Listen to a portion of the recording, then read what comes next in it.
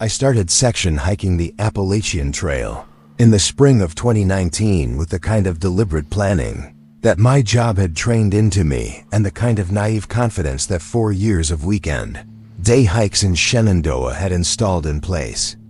Of actual long-distance experience, I worked in software development in Arlington, the particular version of that career that involves sitting in a climate-controlled office in Rosslyn and looking at the Park Potomac through floor-to-ceiling windows and spending enough hours in front of screens that the mountains an hour and a half west start to feel like a medical necessity rather than a hobby. I'd been a day hiker since college, the kind who drives out to Old Rag or Humpback Rocks on a Saturday morning and is back in the apartment by dinner with tired legs and the satisfied feeling of someone who has done something that counts as outdoors. But section hiking was different.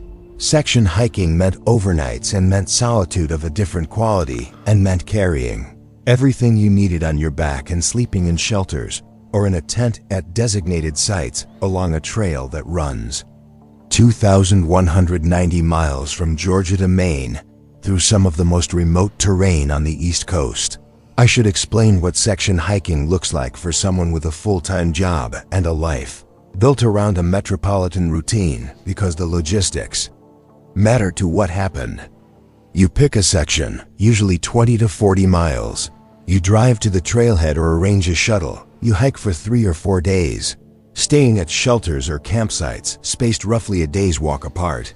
You carry a pack that weighs between 25 and 35 pounds, depending on how much you've learned about what you actually need versus what you think you need. And you encounter other hikers at varying frequencies depending on the section and the season and the particular stretch of trail you've chosen. In Virginia, which is where I did most of my sections because of proximity, the trail passes through country that alternates between ridge walking with long views and deep hollows where the forest closes in and the canopy blocks enough light that noon looks like late afternoon. The shelters are 3-sided wooden structures, most of them built by trail maintaining clubs over the decades, with wooden sleeping platforms and a fire ring out front and the kind of Spartan construction that provides a roof and walls on 3 sides and nothing else. They have names. They have logbooks where hikers sign in and write entries that range from trail conditions to philosophical observations to crude jokes. They have a character that accumulates over years of use, the particular feeling of a structure that has sheltered thousands of strangers who share nothing except the decision to walk a very long way through the woods. By October of 2021, I'd completed 11 sections totaling roughly 340 miles of the Virginia portion. I knew the rhythms. I knew what my body could do in a day and what the trail demanded in different terrain and different weather. I knew the particular silence of a mountain forest in autumn when the leaves are dropping and the undergrowth is dying back and the visibility through the trees extends further than it does in summer. The woods opening up in a way that changes the geometry of the landscape. I knew the sounds, the particular vocabulary of noises that the forest produces at different hours.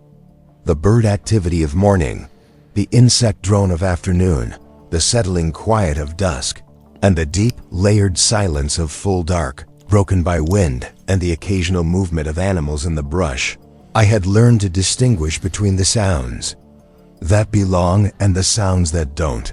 This is a skill that develops without instruction. The way your ears learn the acoustic signature of a place, the way your eyes learn the visual one. You stop hearing the familiar sounds as individual events, and they become texture, background, the auditory equivalent of wallpaper. And what you start hearing instead are the interruptions, the sounds that break the pattern, the noises that the forest isn't making on its own. The section I chose that October was a 28-mile stretch in the Jefferson National Forest, starting from a trailhead off Route 620 near Pearisburg and running north toward the rice fields and the Audie Murphy Monument. I'd done sections nearby, but not this particular one, and I'd planned 3 days and 2 nights with stays at 2 shelters along the route. I started on a Thursday morning in weather that was clear and cold in the way that early October in the Southern Virginia mountains produces. The temperature in the low 40s at the trailhead, and the ridges showing the first serious color of the season. I signed the register at the trailhead and started walking. The first day was uneventful in the way that good hiking days are uneventful. I covered 12 miles, reached the first shelter by mid-afternoon, and found it empty, which was typical for a Thursday in October. The shelter was old but maintained, the kind of structure that shows its age in the wood grain and the carved initials on the support beams. But that functions as well as it did when it was built. I ate, set up my sleeping bag on the platform, and wrote in the logbook. The entry above mine was from 2 days earlier, a thru-hiker headed northbound. Brief, practical, noting water sources and a blowdown across the trail a mile south. I fell asleep listening to the wind in the canopy and the particular creaking that old trees produce in moving air. The sound of wood flexing under forces it has been flexing under for decades. I started the second day early, which was my habit on the middle day of a 3-day section. The trail on this stretch climbed steeply for the first 2 miles, gaining a ridgeline that it would follow for most of the day before descending to the next shelter. The morning was overcast, the cloud ceiling sitting just above the ridge in a way that eliminated the long views and compressed the world down to the trail and the trees immediately flanking it, and nothing else. I was alone. I hadn't seen another hiker since the trailhead, and the trail register at the first shelter had shown no entries after the thru-hiker from 2 days before. This wasn't unusual for a weekday in October, but it registered in the background of my awareness the way empty shelters and absent hikers do when you're covering ground alone. I heard the footsteps for the first time at approximately 10:30 in the morning. I noted the time because I just checked my watch at a trail marker, and the footsteps began within a few minutes of that check. They were behind me. The particular sound of boots on packed earth and rock, the compression of leaf litter, the rhythmic pattern that human walking produces, and that is distinct from animal movement in both its regularity and its weight. I didn't turn around immediately. The sound was behind me and at a distance that I estimated at maybe 60 to 80 yards, which is the kind of distance that another hiker might maintain without it meaning anything. People walk at different paces, and sometimes you're aware of someone behind you for a stretch before they catch up or fall back, or you separate at a fork or a viewpoint. I kept walking. The footsteps continued. After perhaps 10 minutes, I stopped to adjust my pack strap and drink water, the kind of brief halt that takes maybe 90 seconds. The footsteps stopped.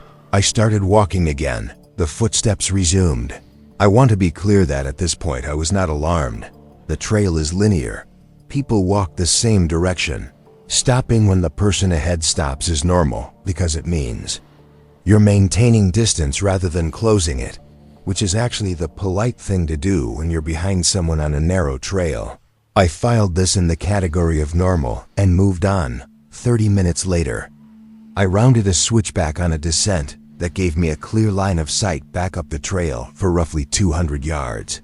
I looked back. The trail was empty, no one visible in either direction, just the narrow brown line of packed earth curving up through the trees and disappearing into the gray overhead.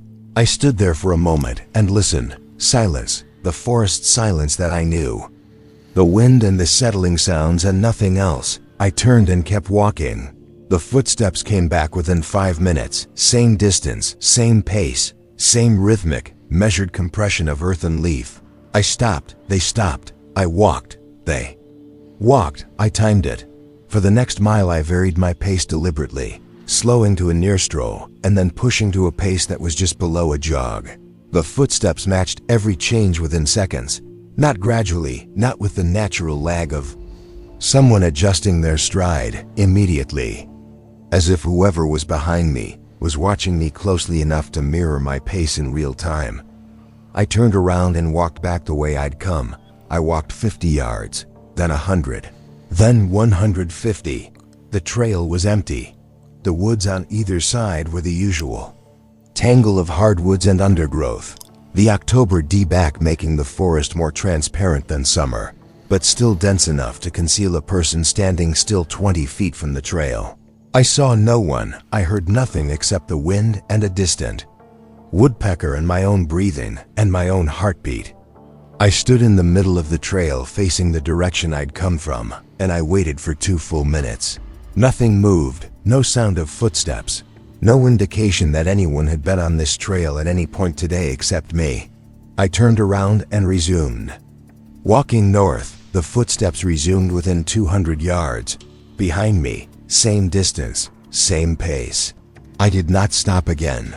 I hiked the remaining 7 miles to the second shelter at the fastest sustained pace I could manage with a full pack. The footsteps stayed with me for every mile. They matched every variation. They stopped precisely when I stopped to check a water crossing, and they resumed precisely when I did. When the trail descended through a series of tight switchbacks where the sight lines were short and the turns frequent, the footsteps stayed behind me at that same distance, maintaining it through turns that should have briefly brought whoever was walking into my line of sight.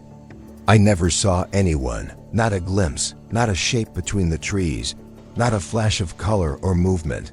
I reached the shelter at 3:40 in the afternoon. The shelter was occupied. 2 women, thru-hikers, had arrived an hour before me and were set up on the platform with their gear spread out in the organized way that long-distance hikers develop.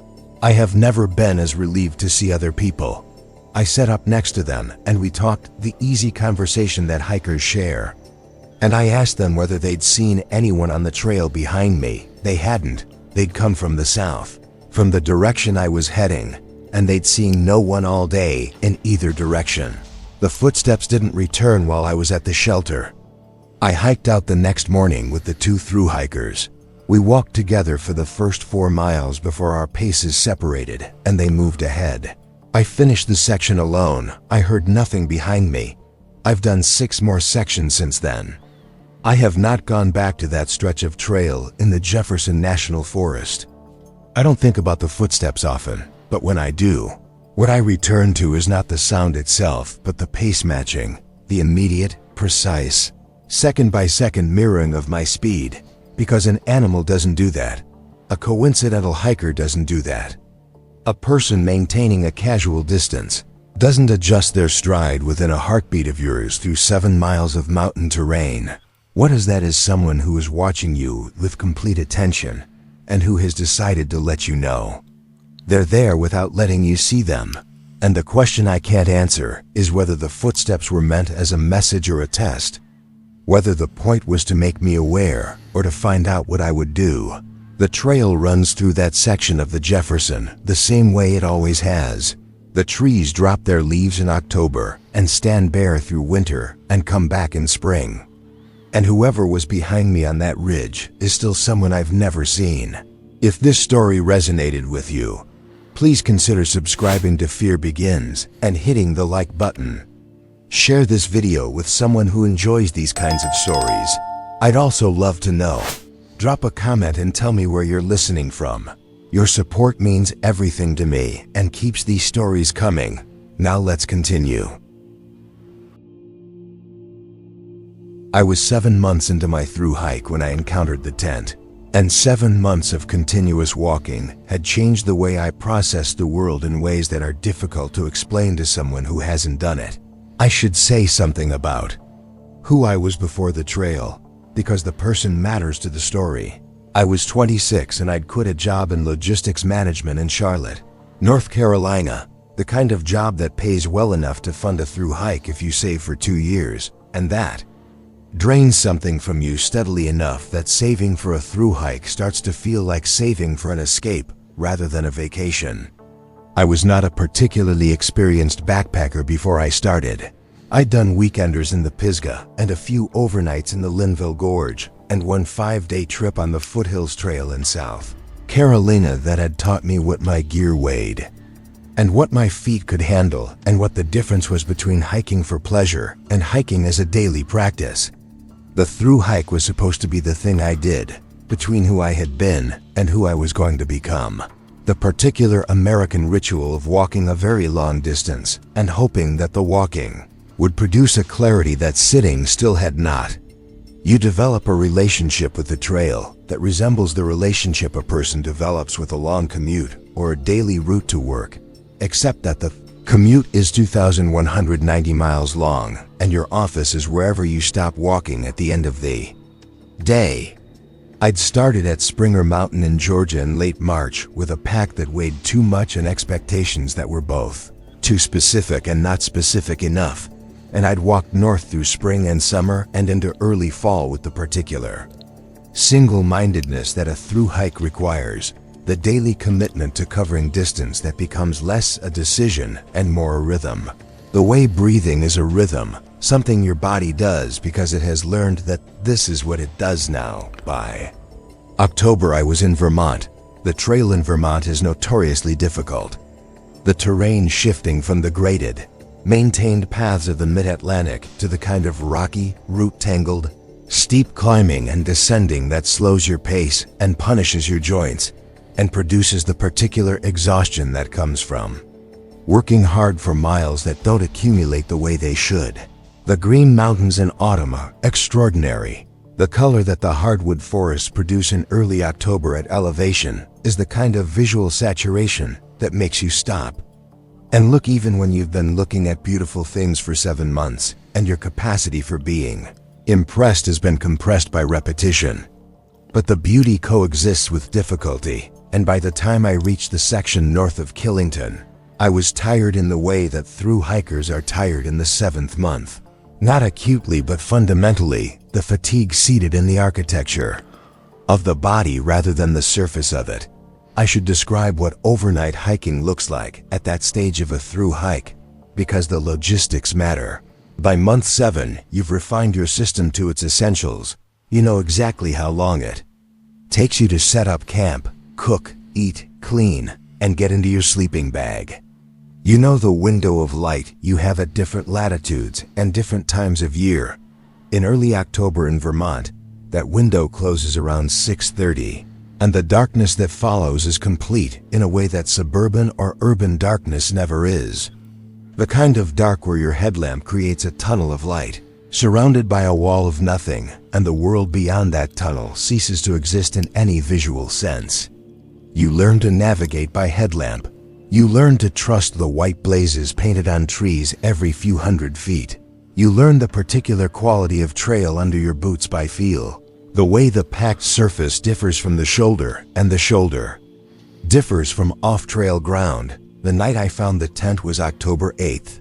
I remember the date because I'd logged it in my trail journal, which I kept with the consistency of someone who understood that 7 months of daily entries would become something worth having when the walk was over. I was hiking late, which was unusual for me, but not unprecedented. I'd pushed past my planned stopping point because the shelter I'd intended to reach had been full when I'd arrived at 4:30. 8 hikers already established on the platform with their gear, the particular crowding that popular shelters produce during peak foliage season. I decided to continue to the next shelter, which my guide listed as 42 miles further. I'd expected to arrive before full dark. The terrain had other ideas. The trail climbed steeply out of the hollow where the first shelter sat, gained a ridge, and then descended into a gap before climbing again.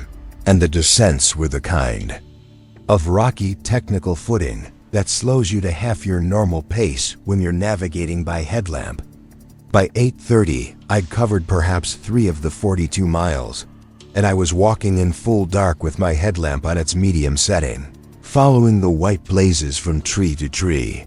The tent appeared in my headlamp beam at approximately 9:15. It was a small backpacking tent, the kind of single-person shelter that most thru-hikers carry, positioned not at a campsite or a clearing but in the middle of the trail, directly on the trail.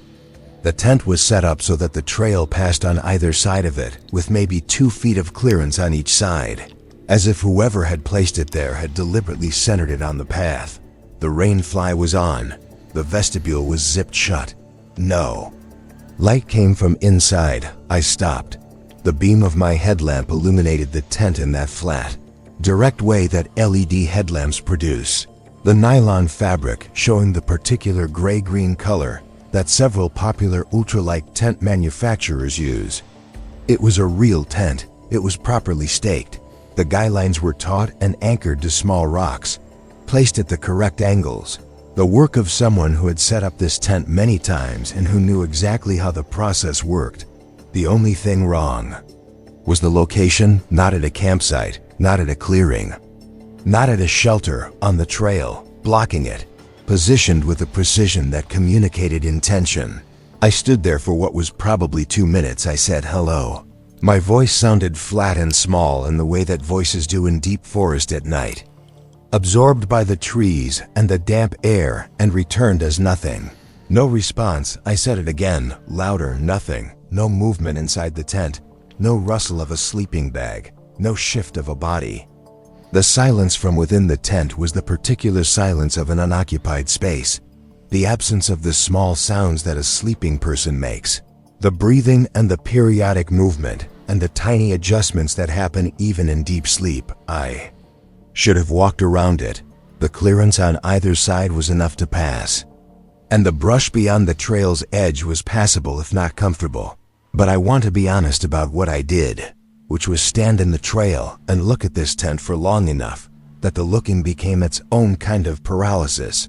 The particular inability to act that comes from encountering something that doesn't fit any category you've built for the world you're in. Tents go at campsites. Tents go at shelters. Tents go at clearings and flat spots and the kind of locations that 7 months of hiking teach you to identify automatically. Tents do not go in the middle of the trail at 9:15 at night on a ridgeline in the Green Mountains with no campsite within a mile in either direction.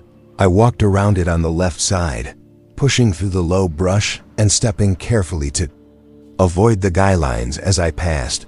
My headlamp swept across the tent's side panel, through the mesh interior, visible beneath the edge of the rainfly where it didn't quite reach the ground. I could see the floor of the tent. It was empty. No sleeping bag, no pad, no pack, no gear of any kind. Just the bare tent floor, the gray nylon ground sheet showing nothing on it. A tent set up with care and precision and staked properly and positioned in the center of the trail with nothing inside it. I reached the shelter at 10:20. It was empty. I set up on the platform and I did not sleep well, and I lay in my sleeping bag listening to the sounds the forest made and not hearing footsteps or voices or anything that didn't belong. Just the wind and the settling dark and the particular quality of silence that a shelter has when you're the only person in it. In the morning, I packed up and hiked back south along the trail toward the tent. I wanted to see it in daylight. I wanted the confirmation that what I'd seen in the headlamp beam was what I thought I'd seen and not something rearranged by darkness and fatigue and the particular unreliability of perception that nighttime hiking produces. The tent was gone. The section of trail where it had been showed no evidence that anything had been there. No stake holes in the ground, no compression of the leaf litter where the floor had sat, no marks from the rocks that had anchored the guy lines. The trail was just trail.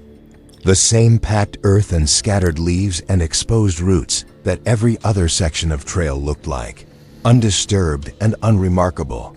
I stood there in the morning light and I looked at the ground and I tried to reconcile what I was seeing with what I had seen 10 hours earlier. The tent had been real. The stakes had been real. The empty interior visible through the mesh had been real. And now there was nothing. Not the absence of a tent that had been removed, but the absence of evidence that a tent had ever been there at all. I finished my thru hike 3 weeks later at Katahdin. I completed the logbook entry at the summit, and I took the photograph that thru hikers take.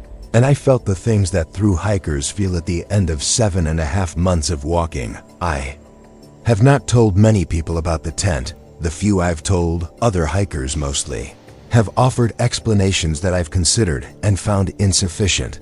A prank, someone suggests. Trail magic gone weird. A hiker who set up realized they were in the wrong spot and moved on. None of these explanations account for the empty interior. None of them account for the absence of ground evidence the next morning. None of them explain why someone would carry a tent into the Vermont backcountry set it up with perfect technique in the center of a trail at night, leave it empty and zipped shut, and remove it so completely that the ground showed no trace of its presence. The trail is still there, the white blazes are still painted on the trees, the shelters still fill with hikers in foliage season. And somewhere on a ridge in the Green Mountains there is a section of trail that I passed through once in the dark, and that looked completely ordinary in the daylight, and that I think about more than a stretch of dirt and roots should require.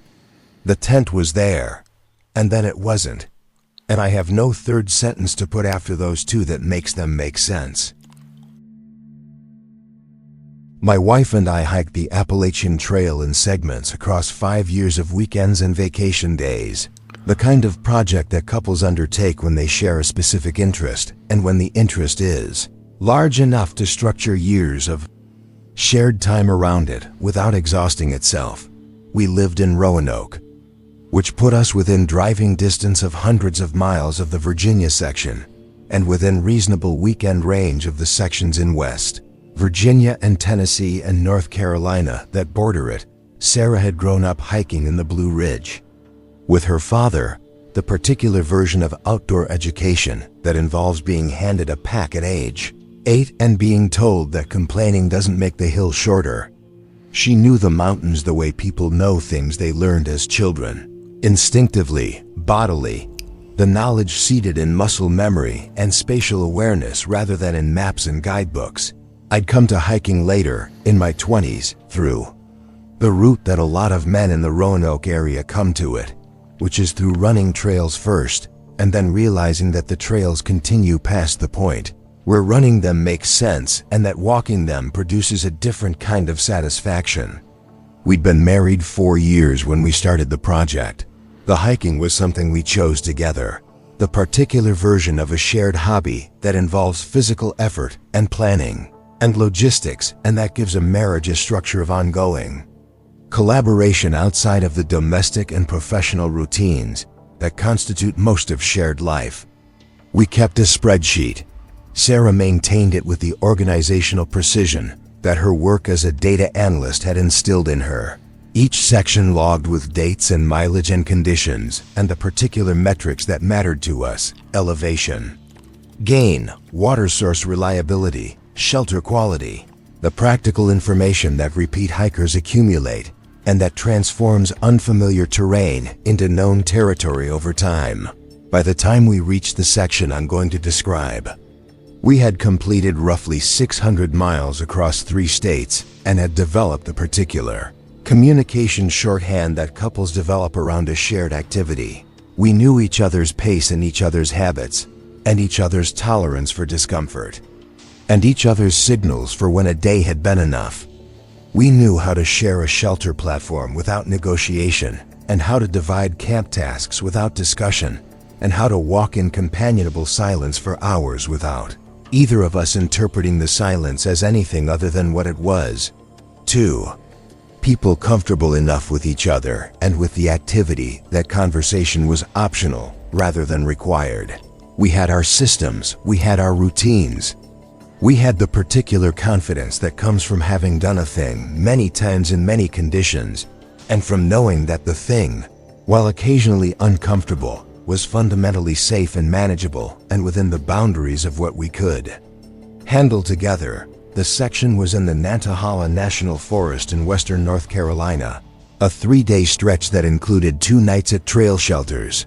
We'd driven down from Roanoke on a Thursday evening and stayed at a motel in Bryson City, the kind of clean, unremarkable motel that trail towns in the southern Appalachians specialize in. The rooms smelling of cleaning solution and the parking lot showing cars with roof racks and hiking stickers, and the particular evidence of an economy built around people who come to walk in the mountains. We started on a Friday morning in late September. The weather was warm for the elevation, the kind of early autumn that the southern Appalachians produce when summer hasn't fully released its hold, and the mountains are green with just the first edges of color showing at the highest points, the sourwoods turning early and the tulip poplars beginning to yellow and the rest of the canopy still holding the deep green of late summer that would break into color within 2 weeks. We reached the first shelter by late afternoon. It was a standard AT shelter.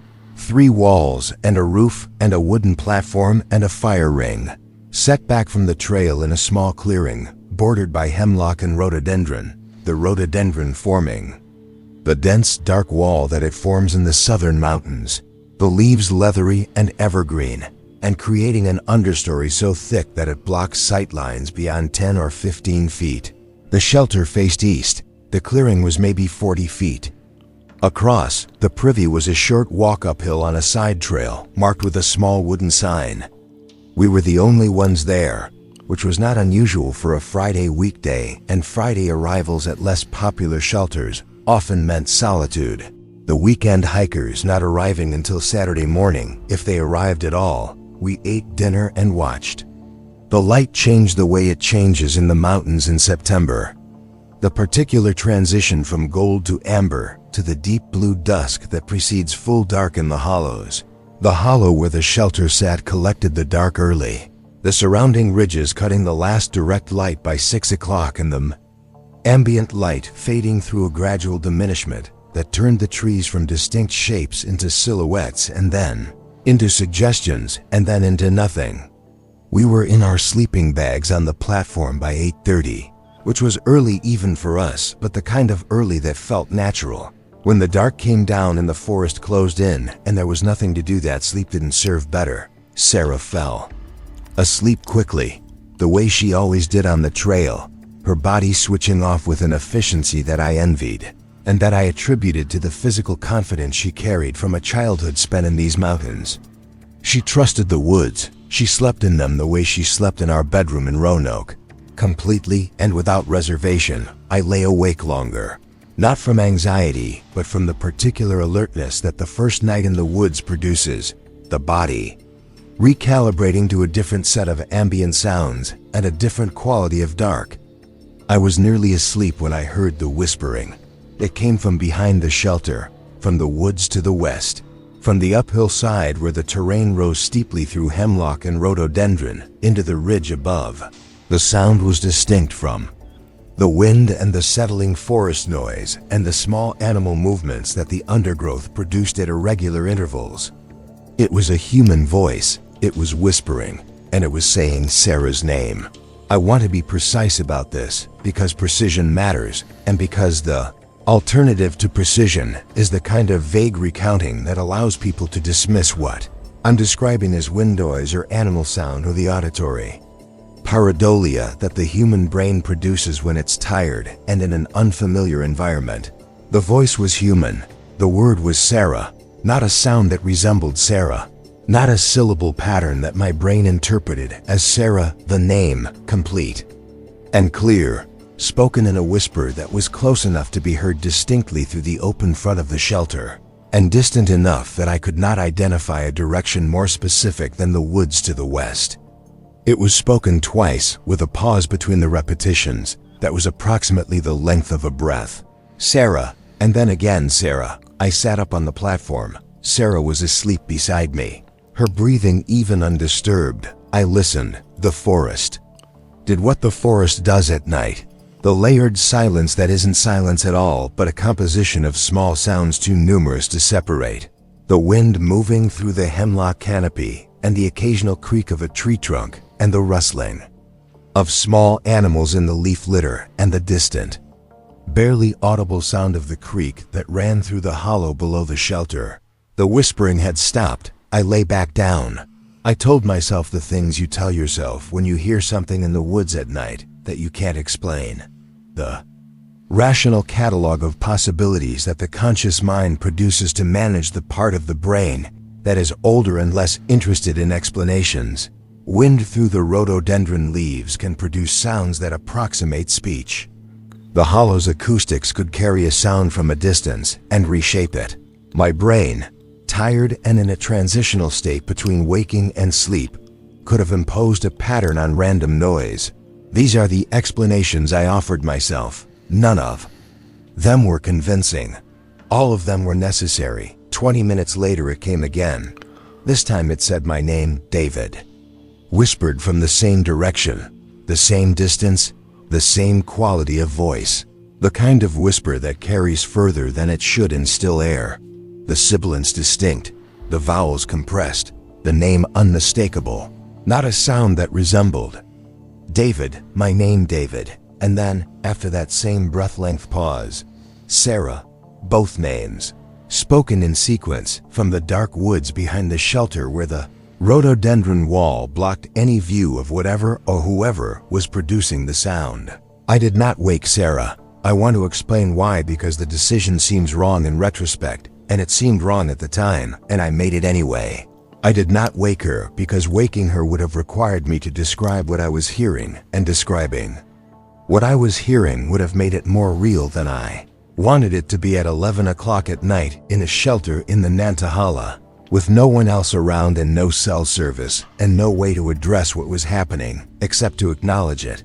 I chose not to acknowledge it. I lay in my sleeping bag and I listened, and the whispering did not come again that night. I lay there for hours. I know because I watched the quality of the dark change from the absolute black of midnight to the first gray suggestion of approaching dawn, the transition so gradual that you can't identify the moment it begins, only the moment you realize it has been happening for a while. We had not told anyone on the trail our names. This is the detail that I return to when I think about that night, which is more often than I would choose. We had not encountered another hiker since the trailhead. The parking area where we'd left our car had been empty when we'd arrived. We had not signed the trail register, which I normally did, but which I had forgotten at the start of this section, and which Sarah had not reminded me to do because she was less committed to the logbook habit than I was. Our names were not on the shelter logbook because we hadn't written in it yet. Our names were on nothing accessible at that location to anyone who hadn't arrived with us or who hadn't followed us from somewhere where our names were known. We were Sarah and David to each other and to the friends and family who knew we were hiking that weekend. We were not Sarah and David to the forest or to anyone in it. In the morning I told Sarah. She listened with the particular stillness that she uses when she is processing something she doesn't want to process. The stillness that I've learned over years of marriage means she is taking something seriously and is deciding how seriously to take it. She asked me if I was sure. I said I was sure. She asked me if it could have been an animal. I said it could not have been an animal. She asked me what I wanted to do. I said I wanted to leave. She nodded. She didn't argue. She didn't suggest that I'd been dreaming or that the forest plays tricks or that I should rationalize what I'd heard into something manageable. She nodded and she started packing her gear, and we hiked out to the trailhead by early afternoon, skipping the second night and the remaining section and driving back to Roanoke in a car that was quieter than usual. The particular quiet of two people sitting with something they cannot explain and have silently agreed not to try to explain while they are still close enough to the place where it happened that the explaining feels premature. We've been back to the trail since. We've completed other sections. We have not returned to that shelter in the Nantahala. I check the shelter logbooks when we stay at other shelters, reading the entries the way you read them when you're looking for something specific, scanning for anything unusual, for other hikers who might have heard something similar in the same area, for any entry that mentions whispers or voices or names spoken from the dark. I found nothing. The entries are what they always are. Names and dates and notes about water sources and weather and the particular ordinary observations that people make when they're doing something they love in a place that is beautiful and that they believe is safe. Sarah doesn't talk about it. I don't ask. The spreadsheet still has the Nantahala section listed with the dates and the mileage, and a note in the conditions column that says incomplete, left early, and that says nothing about why. The mountains hold what they hold, and the forest keeps what happens in it with the particular indifference that old places have toward the experiences of the people who pass through them. Someone or something knew our names that night in a hollow in western North Carolina where our names had no business being known, and we don't know how, and we don't go back. I was a section hiker for 6 years before I found the journal, and in those 6 years I had accumulated the kind of trail Knowledge that comes from repetition and attention and the particular investment that regular hikers make in understanding the systems and structures and informal culture of the Appalachian Trail. I was a middle school science teacher in Knoxville, Tennessee, and hiking was the thing I did with the portions of my life that teaching didn't occupy, the weekends and the summer weeks and the occasional long weekend when the school calendar aligned with good weather and manageable sections. I hiked alone mostly, which is a choice that produces a specific kind of experience, different from the social hiking that groups and couples do.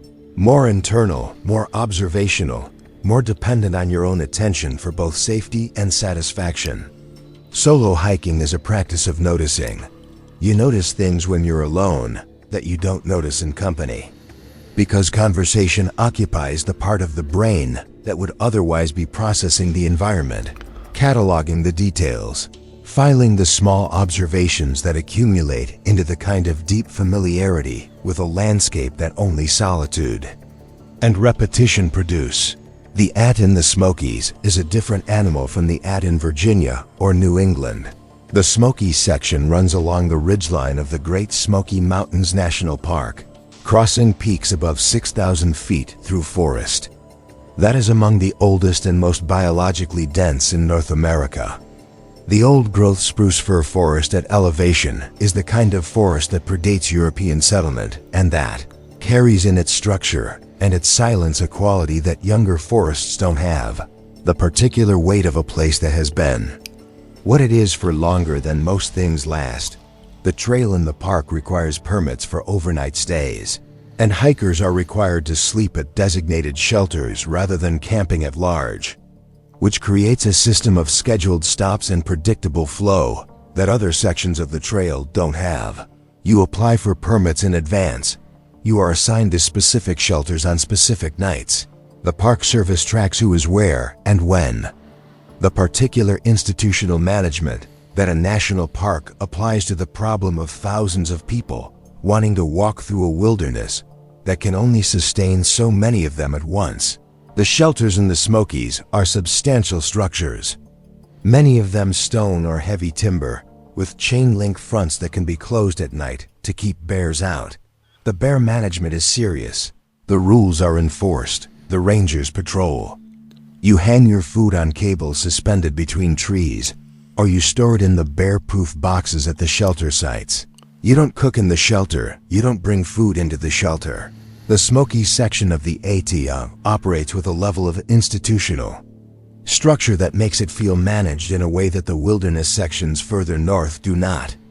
There is a system. The system works, and the system creates an expectation that things within it will behave according to its rules, that what you encounter on the trail will fall within the categories that the system allows for, the blazes and the signs and the shelters and the other hikers and the wildlife that has been managed into a pattern of coexistence that, while not entirely predictable, operates within known parameters. I say all of this because the systems and structures matter when something falls outside of them. The journal I found was outside every system I knew. I was hiking a 4-day section. In mid-June, the early summer stretch when the rhododendron blooms at elevation and the ridgeline trails pass through tunnels of white and pink blossoms that arch over the path in a display that draws hikers from across the region for the 2 or 3 weeks that the bloom lasts. I was on my second day, moving north from Clingman's Dome toward the shelter at Trecorner Knob, covering the kind of high-elevation terrain that the Smokies specialize in. The trail running along narrow ridges with steep drops on both sides, and the cloud forest sitting just above the canopy, and the views stretching into the blue distance when the clouds broke and closing to a few hundred feet when the clouds settled back down, which they did frequently. The particular weather pattern of the high Smokies in summer being one of intermittent visibility and sudden fog, and the kind of moisture that doesn't fall as rain, but that hangs in the air as a mist that coats everything. In a thin film of water, the trail was well maintained and well marked. The white blazes freshly painted, the water bars and rock steps in good condition. the work of the maintaining club visible in the particular care that the Smokies section receives. I should mention that I carried a specific guidebook, the one that most 8 hikers in the Smokies carry, the WOL guide, and that I had studied the section in advance with the thoroughness that 6 years of section hiking had taught me was worth the effort. I knew the distances between shelters. I knew the elevation profile. I knew the water sources and their reliability, and the side trails that intersected the AT, and the points where the trail crossed from one drainage to another. I had a map in my pack and a second copy of the relevant pages folded in my hip belt pocket. I knew where I was at all times. This matters because what I found was positioned with a specificity that depended on knowing the trail and knowing where hikers heading north would be heading next. I found the journal at approximately 2 o'clock in the afternoon, nailed to a red spruce tree roughly 6 feet off the ground on the right side of the trail. The nail was a common 16-penny framing nail, driven through the front cover of the journal and into the bark of the tree with enough force that the head of the nail was flush against the cover. The journal itself was a standard composition notebook, the kind with the black and white marbled cover that you can buy at any drugstore for less than $2. The kind that students use in classrooms, and that I had seen thousands of in my career as a teacher. I recognized it immediately, the way you recognize things that are part of your professional environment when you encounter them outside of it. Seeing a composition notebook nailed to a spruce tree on the AT was the particular dissonance of finding a familiar object in an impossible context. It was not weathered. The cover was clean, the corners sharp, the binding intact. It had not been there long. The sap around the nail was fresh, the pale amber color that spruce sap shows before it oxidizes and darkens, which meant the nail had been driven within the last day or two. I pulled it free from the nail, which required some effort as the nail was well seated in the wood. The cover came away with a small hole where the nail had penetrated. I opened it. The first page was blank. The second page was blank. I turned pages, all blank. Clean white ruled pages with no writing, no marks, no water damage, no indication that the notebook had been used for anything. Every page was blank except one. Approximately halfway through the notebook, on a right-hand page, there was a single entry written in black ink in handwriting that was neat and deliberate and without flourish. Block letters, evenly spaced. The kind of handwriting that is designed to be read clearly rather than to express personality. The entry read, "Don't sleep at the next shelter." I stood on the trail holding the notebook, and I read the sentence 3 times. The next shelter on my route was Tricorner Knob, approximately 4 miles ahead, where I had a permit to stay that night. The sentence was unambiguous. It was not a riddle or a poem or a piece of trail art. The kind of creative expression that hikers occasionally leave along the trail in the form of cairns or painted rocks or notes tucked into trail registers. It was a directive, "Don't sleep at the next shelter," written in a notebook that had been nailed to a tree at a point on the trail where it would be encountered by northbound hikers headed for Tricorner Knob. The positioning was precise. The notebook was at eye level for a person of average height. The trail at that point was narrow, enough that you would pass within arm's reach of the tree. You couldn't miss it. I need to describe the decision I made, because the decision says something about the way experienced hikers think, and about the particular calculus that operates when you're alone in the backcountry and you encounter information that is ambiguous. In its origin and intention, the rational assessment was straightforward. Someone had placed this notebook here recently. The writing was clear and deliberate. The instruction was specific, but the instruction came with no context, no explanation, no identification of who had written it or why. It could have been a prank. The kind of thing that a bored hiker might do for the perverse satisfaction of imagining the reaction. It could have been trail theater, the particular kind of performance that some hikers engage in to create stories and experiences for others. It could have been a warning from someone who had experienced something at Tricorner Knob that warranted warning. A bear in the shelter, or a dangerous individual, or a structural problem with the building. And it could have been something else entirely, something I couldn't categorize because I had no information to categorize it with. The sentence sat in the middle of a blank notebook like a single data point without a graph, information without context, a fact without a framework to interpret it. I kept the notebook. I hiked to Tricorner Knob. I arrived at the shelter at approximately 5:30 in the afternoon. The shelter was empty. The fire ring was cold. The ashes undisturbed, the charcoal fragments showing no sign of recent use. The logbook showed entries from 2 days prior, a group of 3 hikers who had noted nothing unusual. Just trail conditions and water source locations, and the kind of practical information that logbook entries typically contain. The shelter itself was in normal condition, the stone walls solid, the chain link front functional, the sleeping platform clean and dry. The bare cables hanging from their poles with the counterweight bags swaying slightly in the breeze. I set up my sleeping bag. I cooked dinner on my stove at the cooking area 50 yards from the shelter, following the bare protocol, the routine that the park requires and that 6 years of hiking had made automatic. I ate, I cleaned up.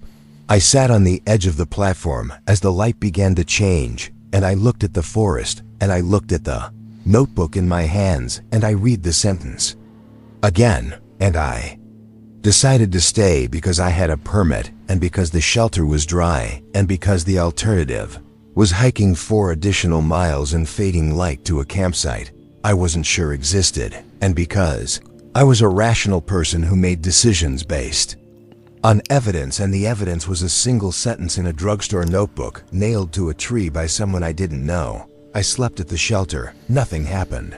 I want to say that plainly because plainly is the only honest way to say it.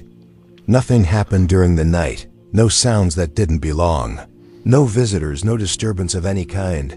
The forest was quiet in the way the forest is quiet at elevation in the Smokies.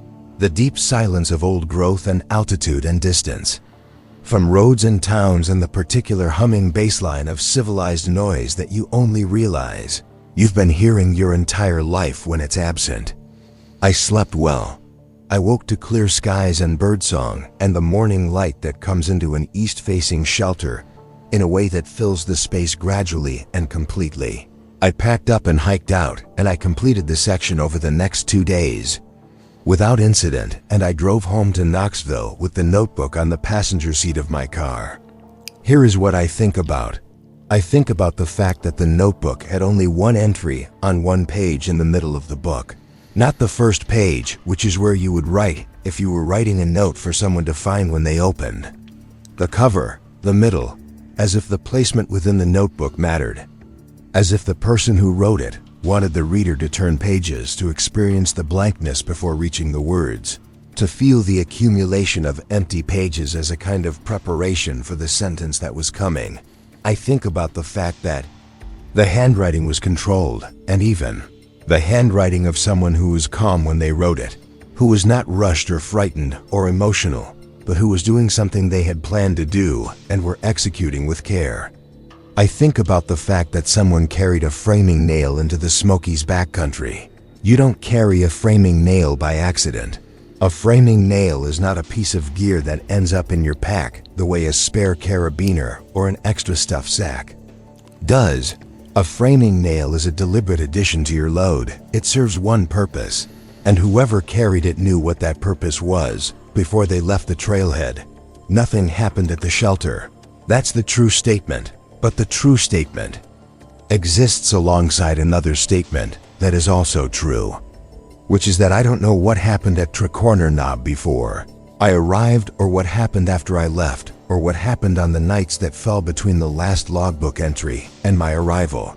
I don't know who wrote in that notebook. I don't know if the warning was for me specifically, or for anyone heading north, or for a particular person the writer expected to pass that point on that day. I don't know if the danger that the sentence referenced was real, or imagined, or invented. I don't know if the person who nailed the notebook to the tree did so because they had experienced something, or because they intended to cause something, or because the act itself, the nailing and the writing and the leaving, was the entire point. The notebook is in a drawer in my apartment in Knoxville. I kept it the way you keep things that you don't know what to do with. The way you keep evidence of something that may not have been anything but that you can't bring yourself to throw away because throwing it away feels like deciding it didn't matter. My students sometimes ask me about the AT because they know I hike and because middle schoolers are curious about what their teachers do outside of the classroom. I tell them about the views and the shelters and the particular satisfaction of covering distance on foot. I don't tell them about the notebook.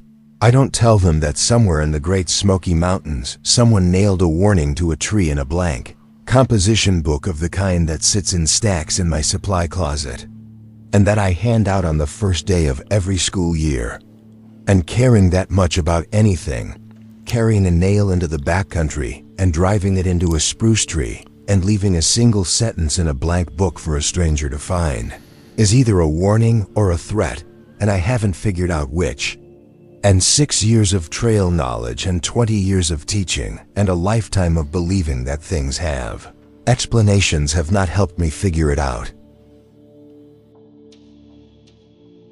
The man appeared for the first time at McAfee Knob, which is the most photographed point on the entire Appalachian Trail, and which, because of that distinction, draws enough foot traffic on a clear October Saturday that encountering strangers there is not just expected, but inevitable.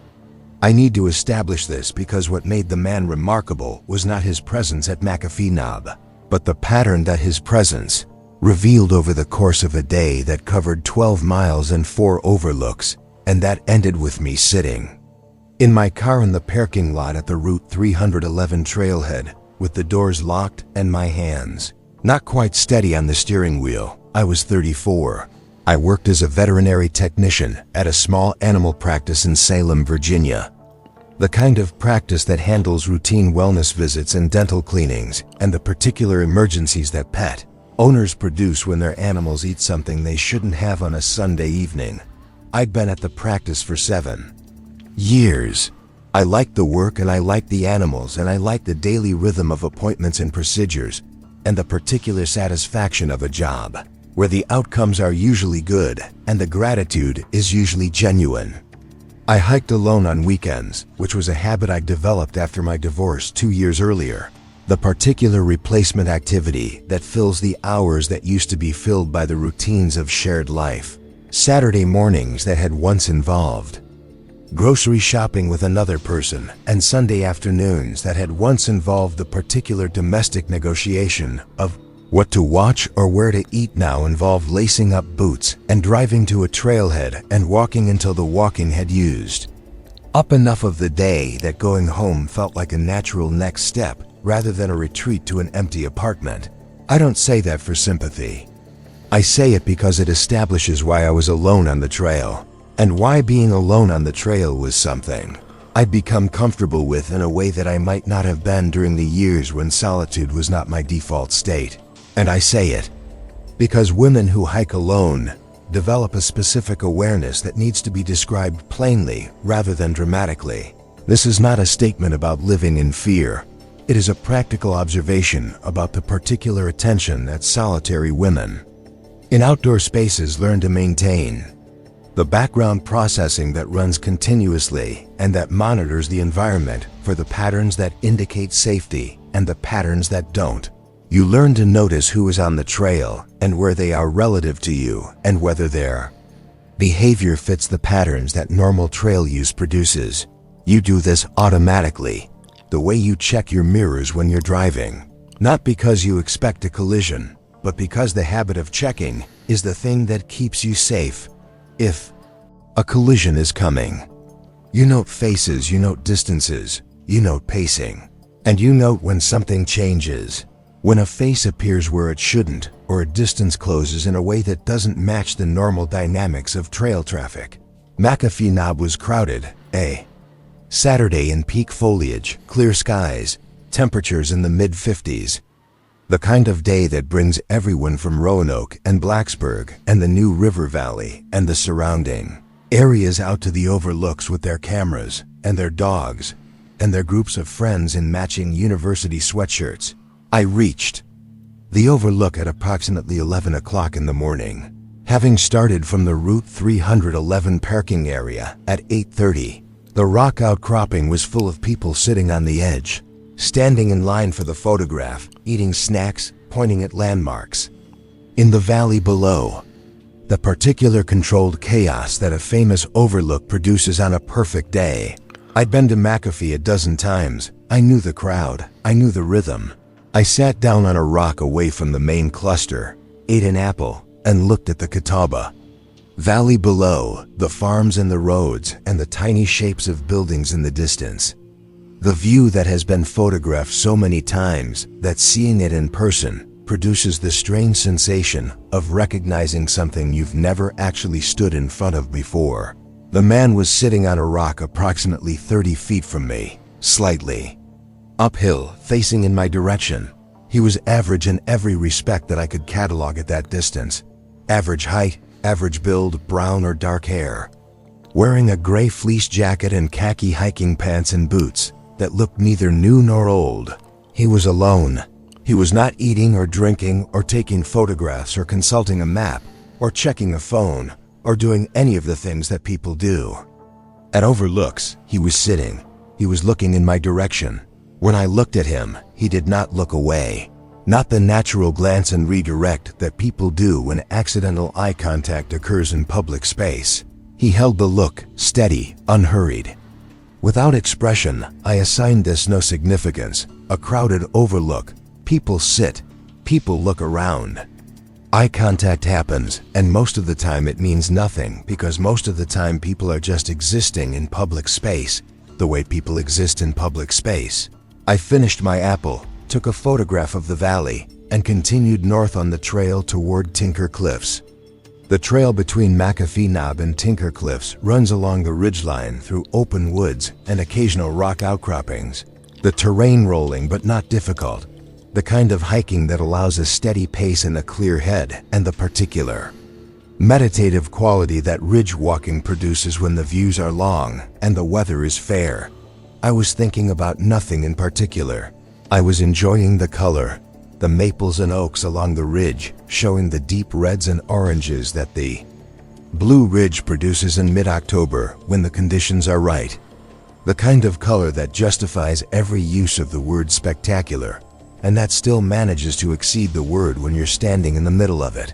Tinker Cliffs is approximately 4 miles further along the ridgeline from McAfee Knob, Tinker.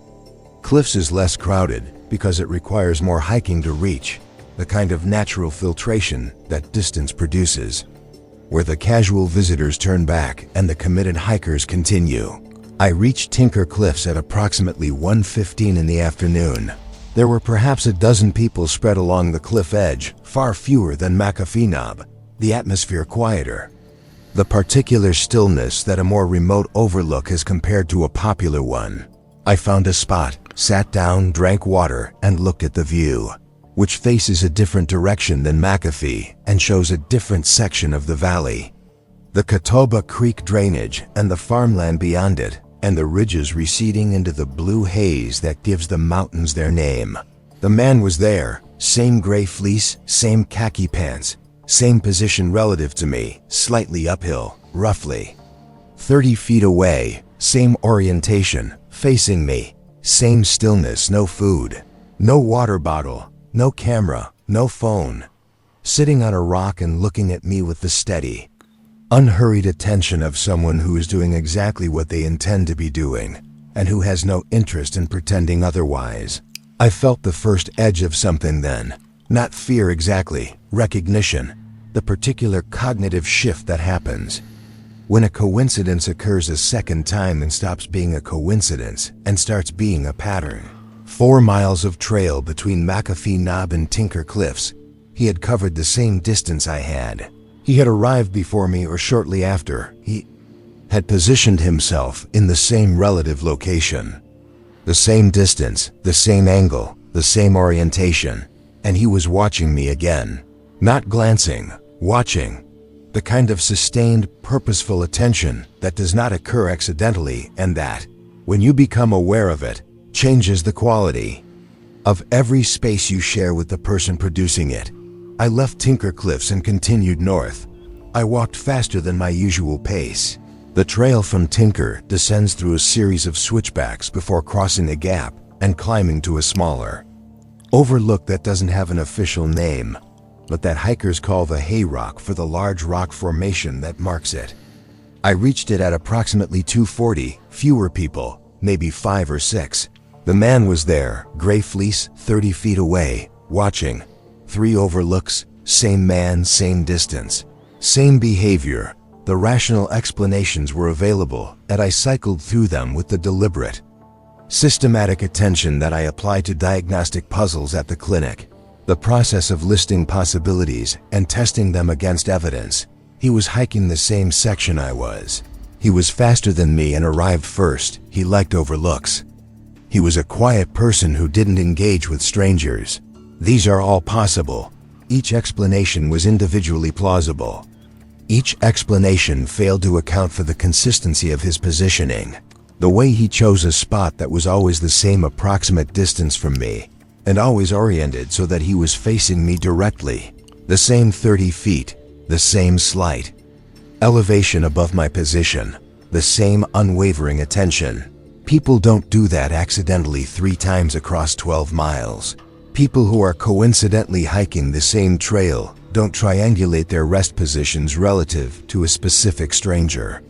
At every stop with the precision of a surveyor establishing a benchmark. I turned around. I did not continue to the 4th overlook. I turned around and hiked south, back the way I'd come, back toward the parking area at Route 311. I hiked faster than my normal pace. I did not stop at the overlooks on the return. I passed McAfee Knob without pausing. I reached the parking lot at approximately 4:30 in the afternoon. The lot fuller than it had been in the morning. The weekend hikers' cars filling the spaces and lining the shoulder of the road. I walked to my car and I unlocked it and I got inside and I locked the doors and I sat there with my hands on the wheel. And I looked at the parking lot and I waited for my breathing to slow to something that felt normal. He was in the parking lot. He was standing next to a vehicle 3 rows from mine. A dark-colored SUV, a Chevy Tahoe or something similar, that I hadn't noticed on my way in that morning. He was not getting in the vehicle. He was not loading gear. He was not arranging his pack or changing his boots or doing any of the things that hikers do when they return to the parking lot. He was standing beside it, facing my car, with his hands at his sides and the same expression that wasn't an expression, the blank, steady, neutral face of someone who is looking at you with full attention and no readable emotion, and who wants you to know that they are looking. I started my car. I drove out of the parking lot. I watched my rearview mirror for the entire drive down Route 311 to the interstate. I did not see the dark SUV behind me. I took an indirect route home, turns I don't normally take. The instinctive evasive behavior that isn't something anyone teaches you, but that you do anyway because the part of your brain that handles threat response has decided that unpredictability is safer than routine. I drove to Salem and I parked in my apartment complex and I went inside and I locked my door and I checked my windows and I sat on my couch and I did not call the police because I did not know what I would report. A man looked at me at 4 locations on a popular hiking trail. He didn't speak, he didn't approach, he didn't threaten, he didn't gesture. He existed in the same public spaces I existed in, and he looked at me. The law has nothing to say about looking. The law has no category for a man who watches you from exactly 30 feet away at every overlook on a 12-mile hike and who stands beside his car in a parking lot and watches you drive away. I went back to McAfee Knob 2 weeks later with a friend, a woman I worked with at the clinic who hiked occasionally and who agreed to come without my explaining fully why I wanted company. The man was not there. He has not been there on any subsequent hike. I have not seen him again. I have looked at every overlook, at every trailhead, at every parking lot. I scanned the faces the way I scan the trail, automatically, habitually, looking for the gray fleece and the steady eyes and the particular stillness of a person who is not doing anything except watching and who wants you to know it. The Blue Ridge holds its overlooks the way it has always held them, the rock outcroppings, facing the valley and the valley stretching out below, and the light changing across it in the way that light changes across Virginia valleys in October.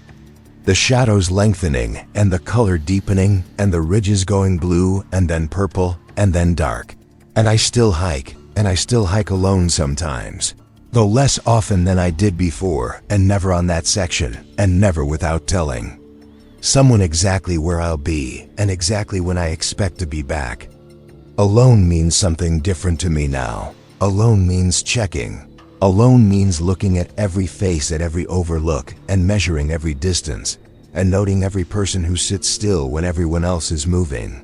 Alone means carrying the knowledge that someone once watched me with that kind of attention for that many miles, and that I will never know why, and that not knowing is the thing I take with me to every trailhead and bring home from every hike, and have not, in 2 years, been able to leave on the trail where it belongs. There were 5 of us on that trip, which was the most we'd ever taken into the backcountry together, and which, in retrospect, is the detail that makes what happened hardest to explain, because 5 sets of eyes and 5 sets of ears, and 5 people sleeping within 10 feet of each other should have been enough to notice someone moving through a campsite in the dark. We were all in our late 20s and early 30s, all of us working in some version of the outdoor industry in around Asheville, North Carolina. And all of us had been hiking together in various combinations for 4 or 5 years before this trip. The kind of group that forms around shared geography and shared interest and the particular social ecosystem that Asheville produces, where people who work at breweries and gear shops and guiding companies and environmental nonprofits find each other through the inevitable overlap of communities that are small enough to be interconnected and outdoors-oriented, enough that the trails become the common ground that everything else organizes around. I should describe the group because the group matters. Marcus worked at a climbing gym in South Asheville and had the particular physical ease of someone whose job involves movement and whose body has been shaped by years of pulling itself up walls. John was a river guide on the French Broad during season and bartended at a brewery the rest of the year. The particular dual employment that outdoor industry workers in Asheville manage with the seamlessness of people who have accepted that a single job rarely covers the rent in a town where the cost of living has outpaced the wages that outdoor work pays. Colton managed the gear department at a local outfitter and knew more about equipment than anyone I'd ever met. The kind of person who could identify a tent by the sound of its zipper, and who could tell you the year a pack was manufactured by the stitching pattern on the hip belt. And Allie was finishing a master's in ecology at UNC Asheville and brought the scientific perspective to everything. The tendency to identify plants by their Latin names and to explain the geological history of whatever ridge we happen to be standing on, and to interpret the forest in the particular language of someone who has been trained to see systems and relationships where the rest of us see trees. I was a graphic designer working freelance from a studio apartment in West Asheville, and my contribution to the group was mostly logistical.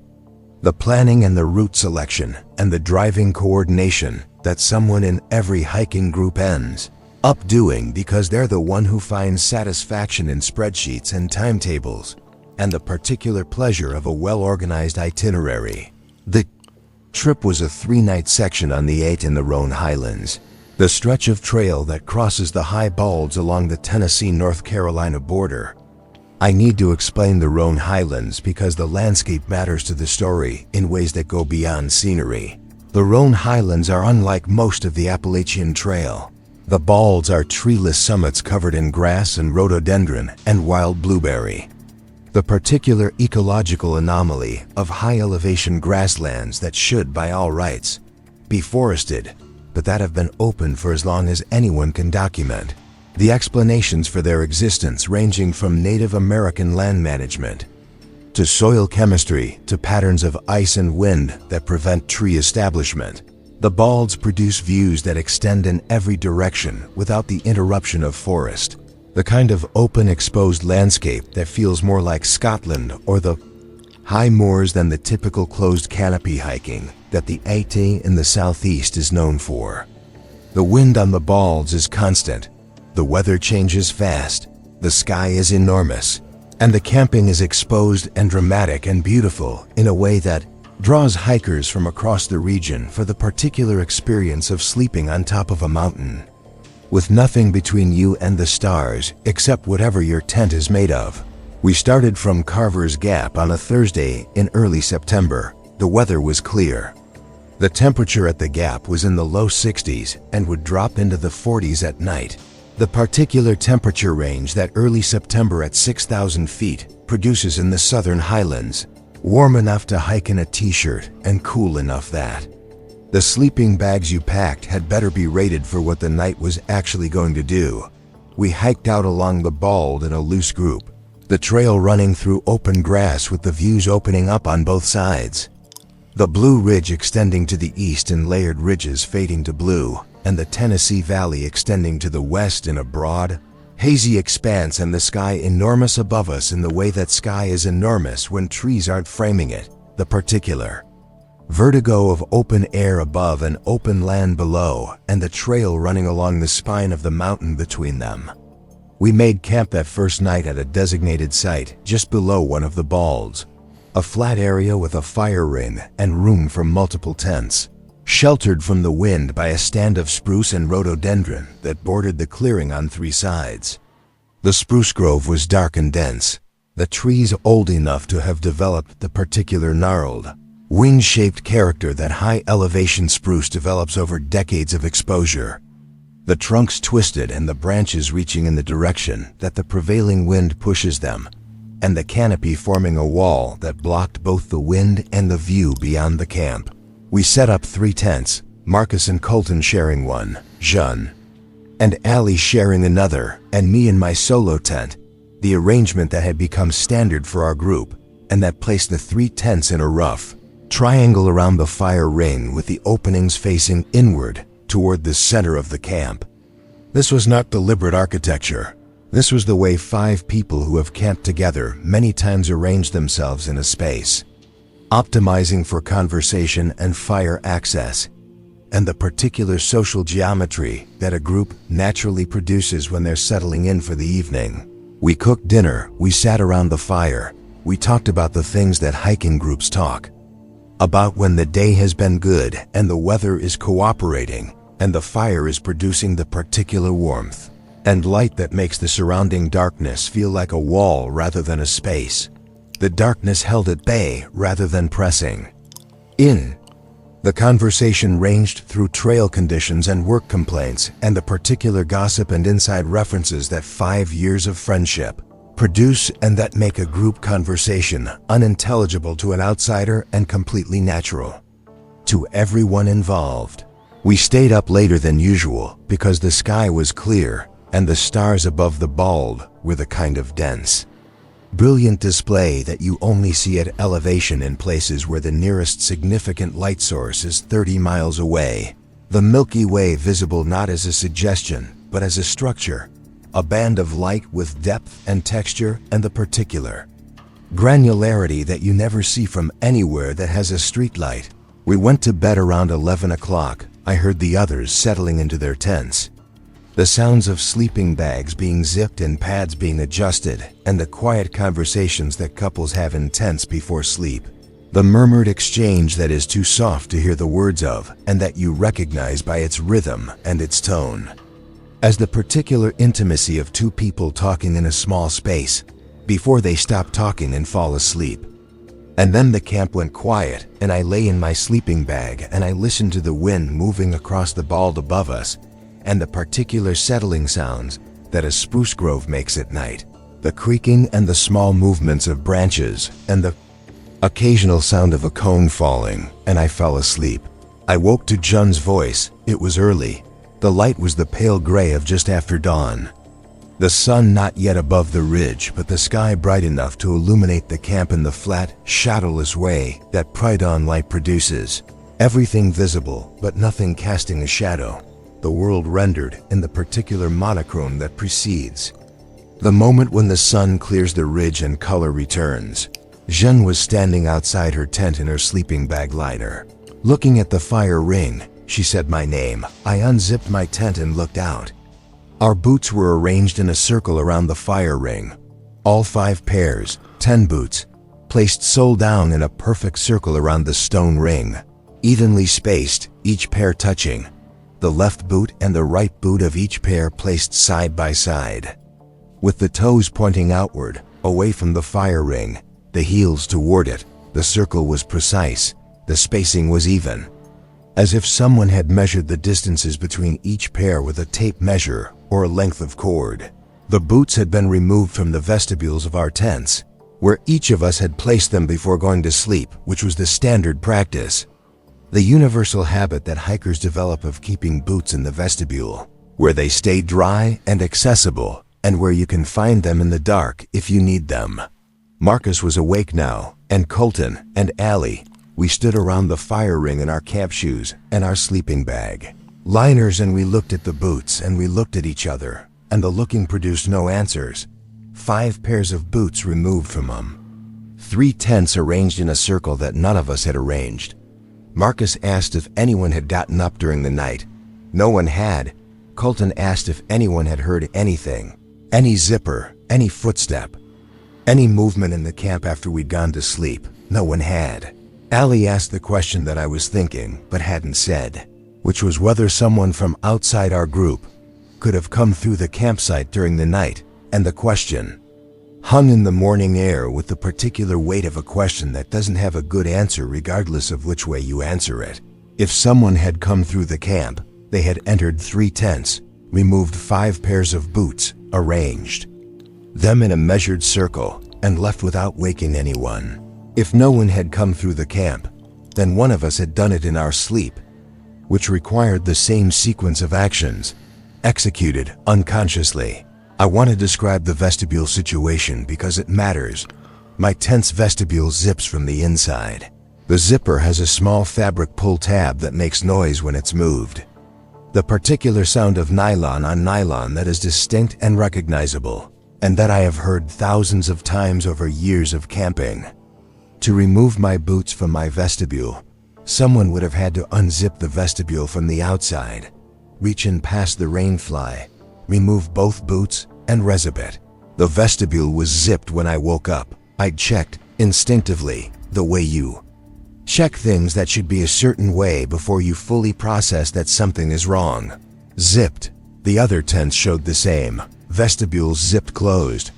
Boots gone from inside them. The tents sealed and the boots in the circle, and no obvious mechanism connecting the 2 states of affairs. We checked the perimeter of the campsite. The ground around the clearing was soft from recent rain, the kind of ground that shows footprints. Clearly, the compressed leaf litter and the damp earth holding the impression of anything heavier than a squirrel. We found our own footprints from the previous evening, the various tread patterns of 5 pairs of hiking boots moving around the fire ring in between the tents and to the water source and back. We found no other prints, no prints that didn't belong to us, no prints leading into or out of the campsite, from the trail or from the woods or from any direction. Just ours, overlapping and crisscrossing in the patterns that a group of friends produces when they're setting up camp and cooking dinner and walking between the fire and their tents and moving around a space that 5 people share for an evening. We put our boots on, we packed up, we hiked the remaining 2 days and completed the section, and we drove back to Asheville, and we went to our separate apartments and jobs and routines. We have talked about it many times since, in the way that groups talk about things they can't explain. The conversation circling back to the same questions, and the same absence of answers, and the same uncomfortable silence that follows when someone offers an explanation and the rest of the group considers it and finds it lacking. Sleepwalking is the most common theory. One of us did it unconsciously, but one of us would have had to visit 3 tents, operate 3 different vestibule zippers with different configurations, remove 5 pairs of boots, carry them to the fire ring, and arrange them in a measured circle with even spacing and consistent orientation in total darkness, without waking anyone, including themselves, and then return to their tent and zip their own vestibule closed from the inside, and remember none of it. Animals is another theory. Raccoons or bears attracted to the salt in the leather or the sweat in the insoles. But no animal arranges 10 boots in an even circle with the toes pointing uniformly outward. A stranger passing through is another. But a stranger left no footprints and operated 3 unfamiliar tent vestibules silently and chose to do nothing except rearrange footwear. I still camp on the Balds. I still love the Roan Highlands, the wind and the open sky, and the views that reach the horizon, and the particular feeling of sleeping on top of a mountain where the world drops away in every direction. But I put my boots inside my tent now, not in the vestibule, inside, next to my sleeping bag, where I can feel them if I reach down in the dark, and where removing them would require unzipping the tent itself and reaching past my body and doing so without waking me, which is a thing I do not believe anyone could do. And every morning when I wake up in the backcountry, the first thing I do before I unzip the tent is reach down and check that they're still there.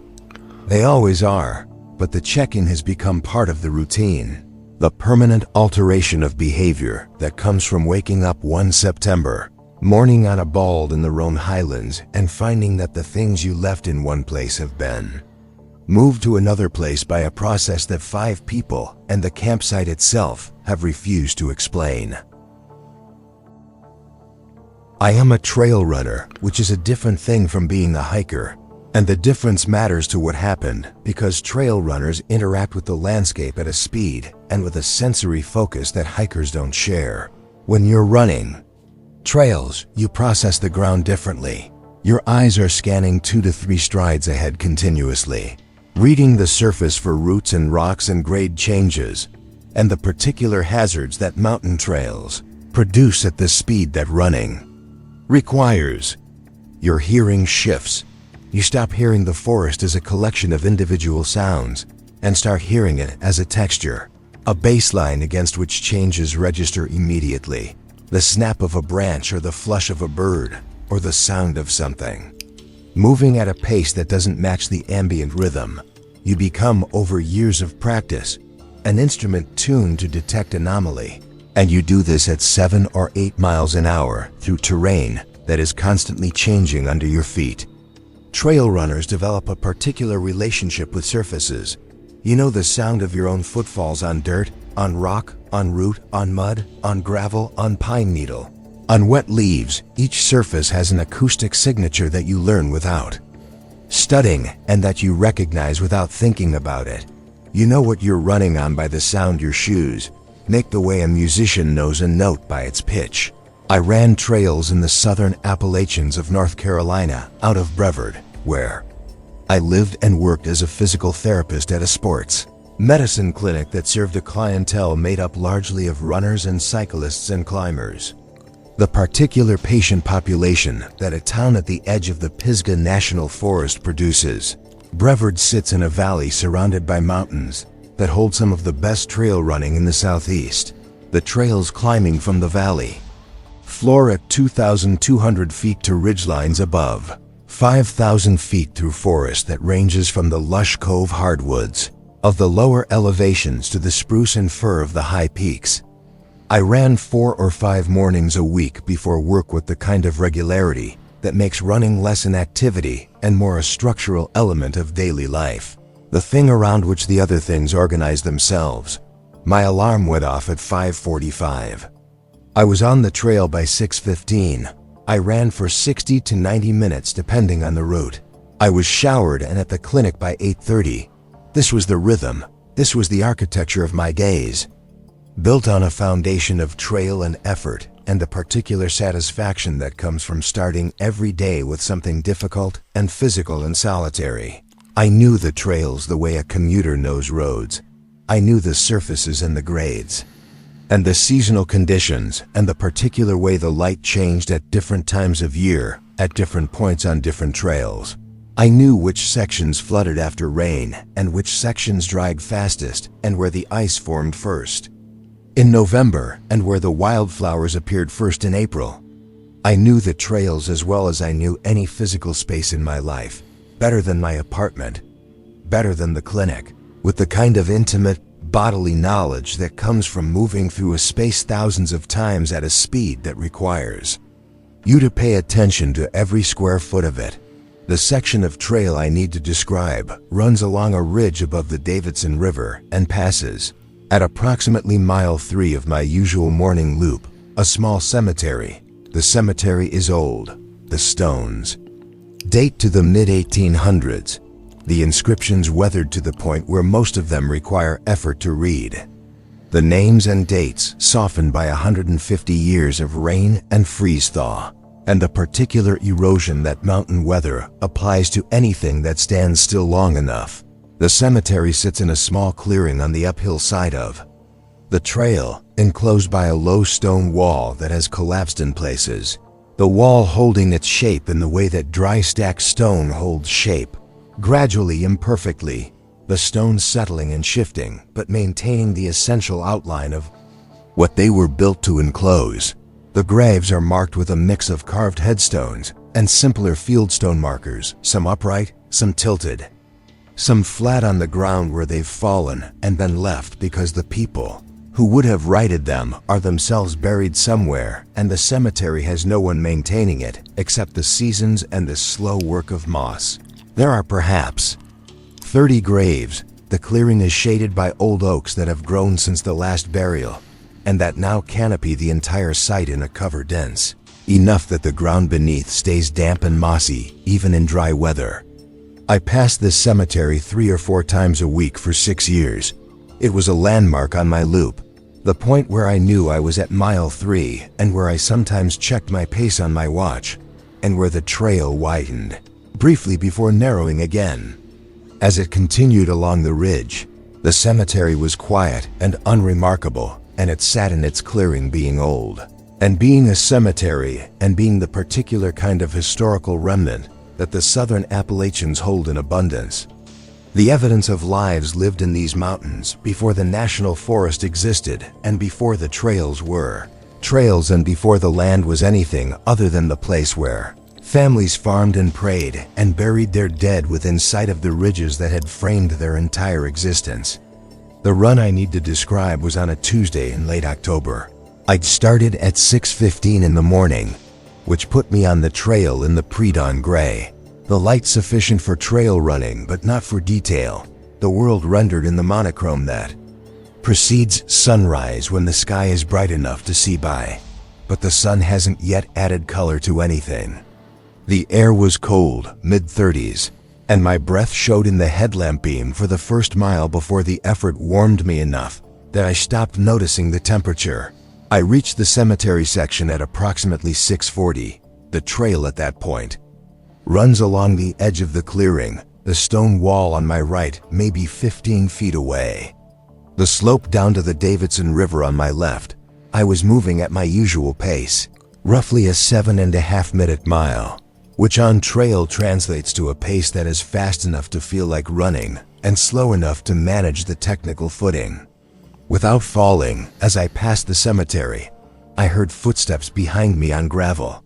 The sound was distinct and unmistakable, the particular crunch and scatter of feet on loose stone, the compression and release that gravel makes when weight lands on it and lifts off, the small rocks shifting against each other under the pressure of a step. The sound was close, perhaps 20 feet behind me, and it was keeping pace with my running stride. The footfalls matching mine in rhythm, though not in exact timing. The slight offset of someone walking while I was running, the steps coming at a walking cadence but maintaining the same distance. I need to explain why this sound was wrong, because the wrongness is specific and technical, and it is the entire point. The trail at the cemetery section is pat dirt with exposed roots and occasional embedded rock. There is no gravel. The trail has never had gravel on this section. I have run this section over 1,000 times. The trail maintenance in the Pisgah is done by the local trail association and the Forest Service, and the surface management involves water bars and check dams and erosion control, not gravel application. The cemetery itself has no gravel paths. The graves are accessed by walking on grass and moss, and the bare ground between the stones. There are no gravel drives, no gravel walks, no gravel surfaces, no gravel anywhere. Within the clearing or along the section of trail that borders it, the sound of footsteps on gravel was the sound of someone walking on a surface that did not exist at that location. I slowed, the footsteps slowed. I stopped, the footsteps stopped. I stood on the trail at the edge of the cemetery in the pre-dawn. Gray with my heart rate elevated from running and my breathing audible, and I listened with the full attention that 6 years of trail running had trained me to focus. The forest was doing what the forest does in late October at dawn. The sparse birdsong of species that haven't migrated yet, and the wind in the bare canopy, and the distant sound of the Davidson River in the valley below. No footsteps, no gravel. I turned around. The trail behind me was empty. The cemetery was still. The stones stood in their rows, and the oaks held what remained of their canopy, and nothing moved in the clearing, or on the trail, or in the woods flanking either side. I started running again. Within 30 seconds the footsteps resumed, behind me, on gravel, the same distance, the same walking pace, the crunch and shift of loose stone under feet that were walking on a surface I could not see, and that was not there. I ran faster, the footsteps matched, the walking cadence somehow maintaining distance despite my increasing speed. I ran the remaining mile and a half to the trailhead at the fastest pace I could sustain on technical terrain in dim light, and the footsteps stayed behind me for every step, matching every acceleration, maintaining the same 20-foot distance. The sound of gravel under feet on a trail. That is dirt and root and rock, and that has never in the time I've known it been anything else. The footsteps stopped when I reached the parking area. The transition was abrupt, trail to asphalt, and the footsteps simply ceased. The way a sound ceases when its source is removed, not fading out but ending, a hard cutoff. The particular silence of something that was there and then wasn't. I stood in the parking lot, bent over with my hands on my knees, and my heart rate at a number that had nothing to do with the exertion, and I listened. Birds, wind, the river. The morning sounds of the Piga beginning, no gravel, no footsteps. The boundary between the trail and the pavement had functioned like a wall that sound could not cross. I went back the next morning. I am a person who goes back, which is either a character trait or a character flaw, and I have not determined which. I ran the same route at the same time. I passed the cemetery at approximately the same pace. Nothing, silence. The trail was trail, and the cemetery was cemetery, and the forest was forest, and nothing followed me, and no gravel sounded under invisible feet. I ran the route the following morning, and the morning after that, and every morning that week. Nothing. It happened again 3 weeks later. The same section, the same sound, the same 20 feet, the same pace matching. I stopped and the footsteps stopped, and I turned around and the trail was empty, and I started running, and the footsteps started, and I ran to the trailhead, and they stopped at the asphalt. Same pattern, same conditions, same impossible sound on an impossible surface. I still run that trail. I still pass the cemetery 3 or 4 times a week. The footsteps have occurred 4 more times in the 2 years since that first October morning. Always in late fall, always in the pre-dawn gray. Always at the cemetery section, always behind me. Always on gravel that isn't there. I've stopped trying to explain it. I've looked into the cemetery's history at the local historical society.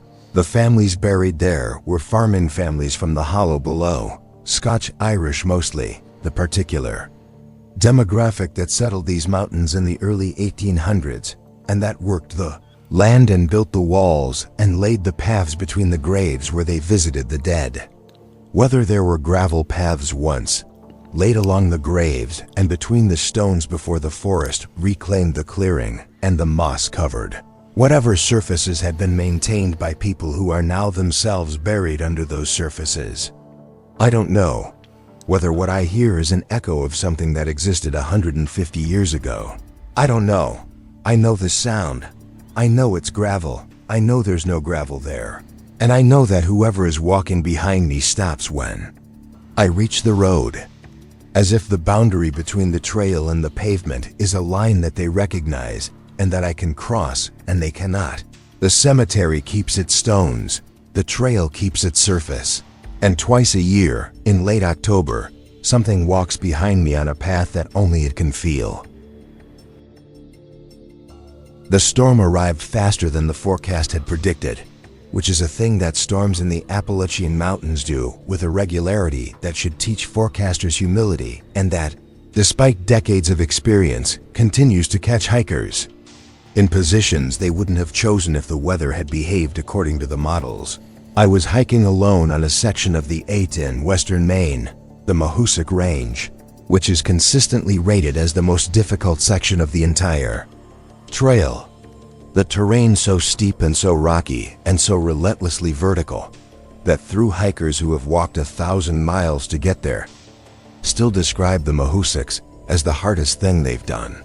The Mahoosic Notch, the most famous feature of the range, is a mile-long boulder field at the bottom of a narrow gap where hikers crawl and climb through and between house-sized rocks that have tumbled from the cliffs above. The passage taking most people 2 to 3 hours to cover a single mile.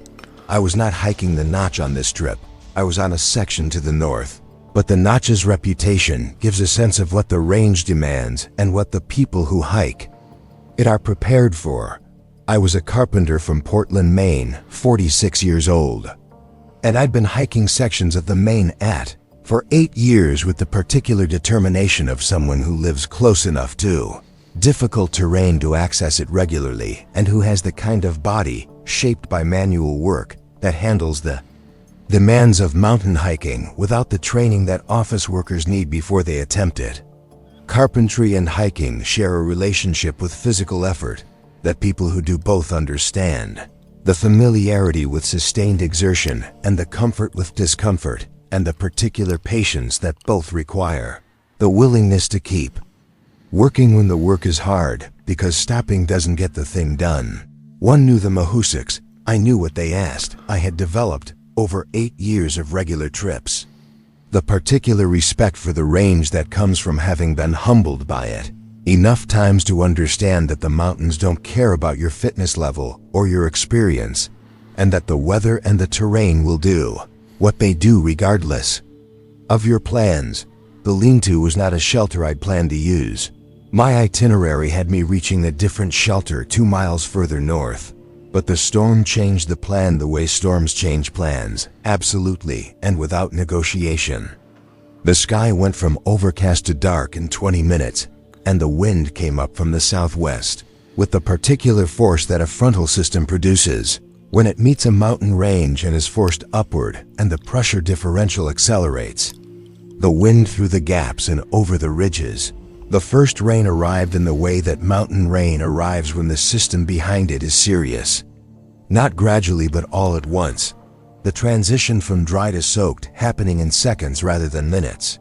I was on an exposed ridge when it hit. The nearest shelter on my map was a lean-to marked with the small rectangle symbol that the guide uses for 3-sided structures. 4 miles ahead on a side trail that dropped off the ridge to the east, I reached the lean-to in rain that had intensified from heavy to violent, the particular driving rain that the mountains produce when a system stalls against a ridge and dumps its entire moisture load in one area. The lean-to was older than most of the shelters on the main AT, which are already old. The construction showing the particular craftsmanship of a structure built by hand from local timber by people who understood both wood and weather, and who built things to last without building them to impress. The roof was sound, the cedar shakes overlapping tightly enough that no water came through despite the force of the rain. The 3 walls were solid, the logs fitted together with the kind of joinery that I recognized as skilled work, the notches clean and the gaps minimal, and the whole structure settling over decades into the particular solidity that well-built log construction achieves when gravity has had time to seat every joint. The floor was a raised wooden platform, dry despite the rain, and the open front faced downhill away from the wind direction, which meant the interior was sheltered from all but the most wind-driven spray. I ducked in and dropped my pack and stood there dripping and grateful. I set up my sleeping pad and bag on the platform, and I ate a cold dinner because cooking in a lean-to during a lightning storm struck me as unwise, and because the lightning that was now accompanying the rain was close enough that the interval between flash and thunder was less than 2 seconds. I ate peanut butter on crackers and drank water and sat with my back against the rear wall and watched the storm do everything it was capable of.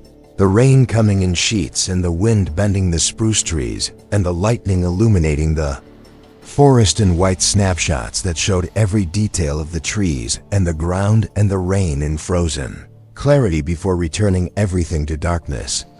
It was during one of these lightning flashes that I first noticed the scratch marks. The flash lasted half a second, and in that half second, the walls of the lean-to were illuminated in the flat, white, shadowless light that closed lightning produces. And I saw the marks. They were everywhere on the inside surfaces of all 3 walls, from the platform level up to as high as a person could reach. The wood showing long parallel scratches that ran in groups of 3 or 4, the kind of marks that you associate immediately with claws or with a tool drawn across a surface under deliberate pressure. The marks were deep enough to have removed the surface layer of the wood and to have exposed the lighter grain beneath. They were not random. They were not the product of weathering or insect damage or the kind of surface wear that old wood develops. Through exposure, they were scratches made by something pressed hard against the wood, and they ran uniformly downward.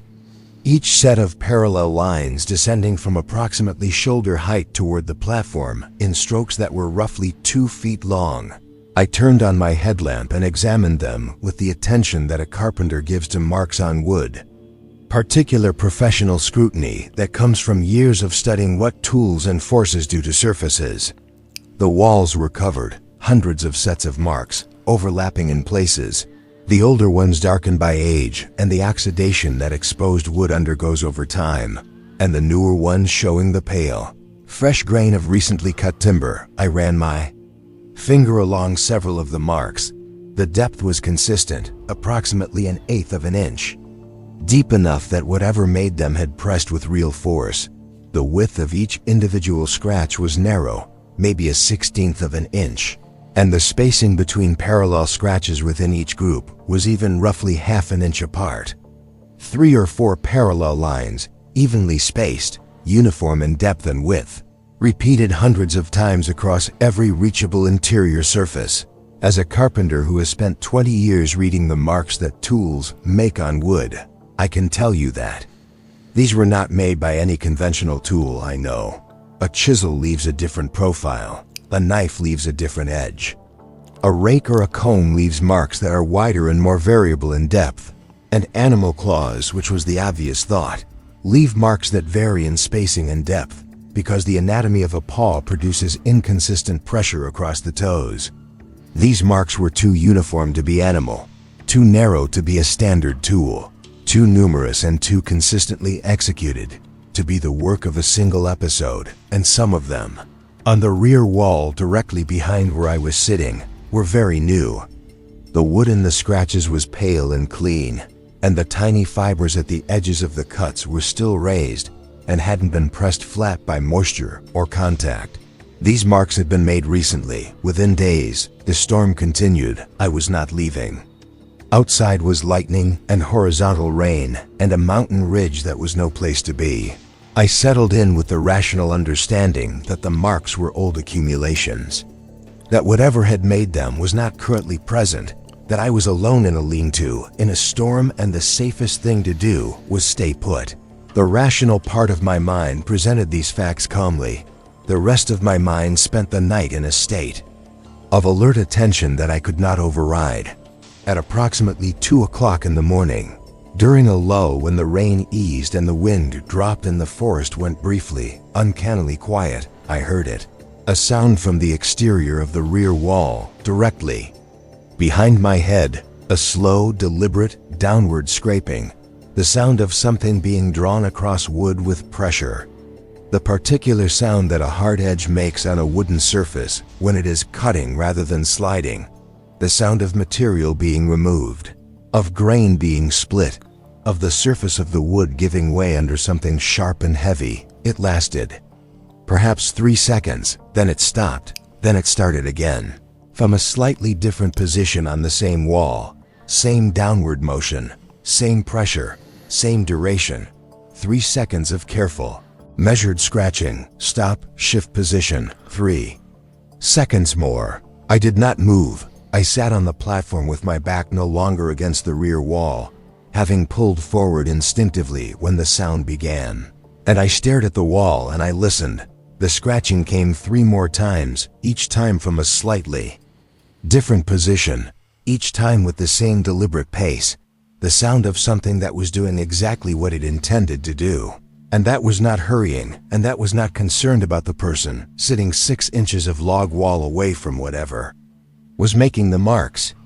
Then it stopped. The storm resumed. The rain came back and the wind returned, and the sounds of weather filled the lean-to.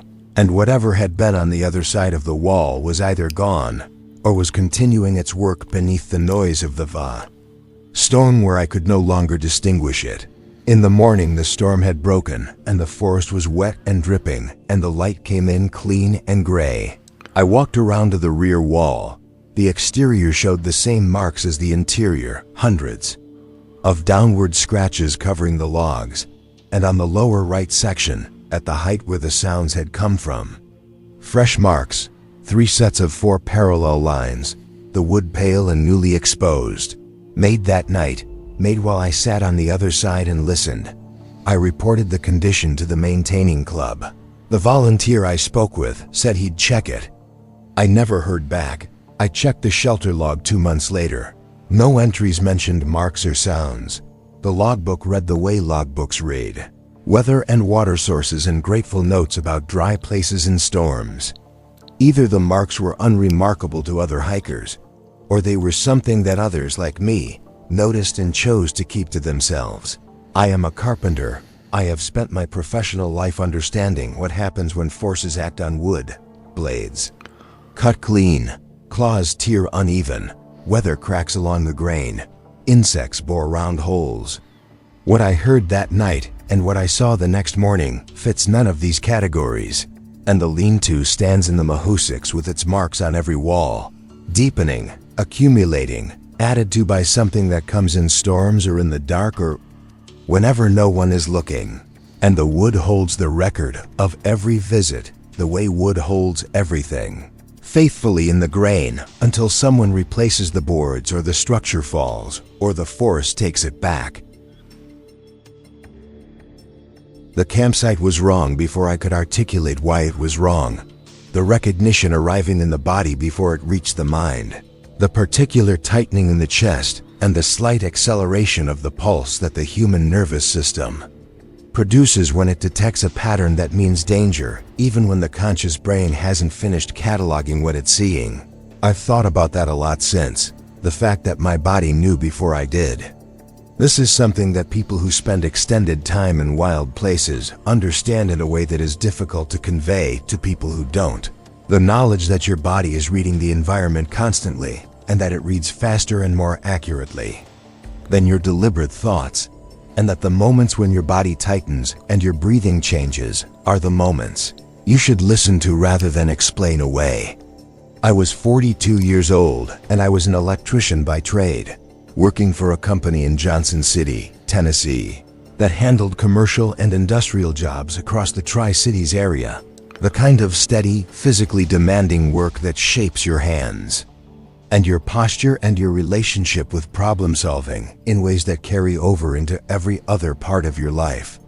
I'd been hiking the Atian sections for 15 years, starting in my late 20s when I needed something to structure the weekends around, something that was physical and solitary, and that took me out of the particular routines of work and home and the small city social life that Johnson City offers, and put me somewhere where the only problems were navigation and weather and the limits of my own endurance.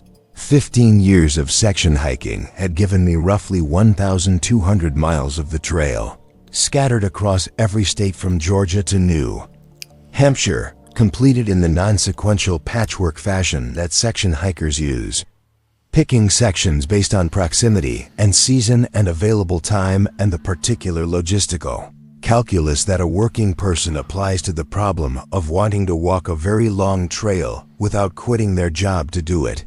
I knew the trail, knew what normal looked like in dozens of different sections and conditions and seasons. I knew what a campsite looked like when it was between guests, the cold fire ring and the flattened ground and the faint smell of old ash. I knew what a campsite looked like when it was occupied, the tent and the gear and the human presence that changes the character of a clearing from empty to inhabited.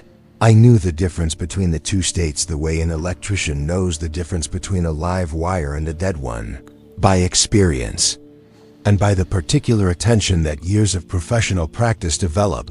The section one was hiking that September was in the Cherokee National Forest in eastern Tennessee, a 2-day out and back that followed a stretch of the Add along the ridgeline, between the Nolichucky River drainage and the valleys to the south.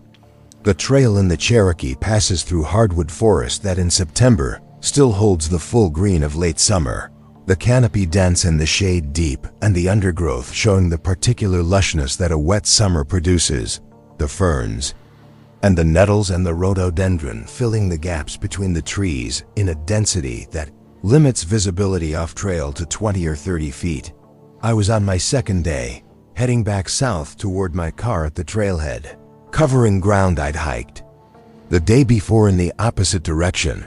The morning was warm and humid, the kind of September morning in the Tennessee mountains, where the air holds overnight moisture and the forest feels close and damp, and the light under the canopy is soft and diffused. I came around a bend in the trail at approximately 9:30 in the morning, and the campsite was there, an established site, the kind of cleared and flattened area near the trail that generations of hikers have worn into recognizability. A fire ring of stacked stones and flat spots for tents, and a beaten side path to the water source. I had passed this campsite the previous day heading north. It had been empty then, cold ashes and bare ground, the particular still quality of a place between occupants. Now it was occupied, or it had been.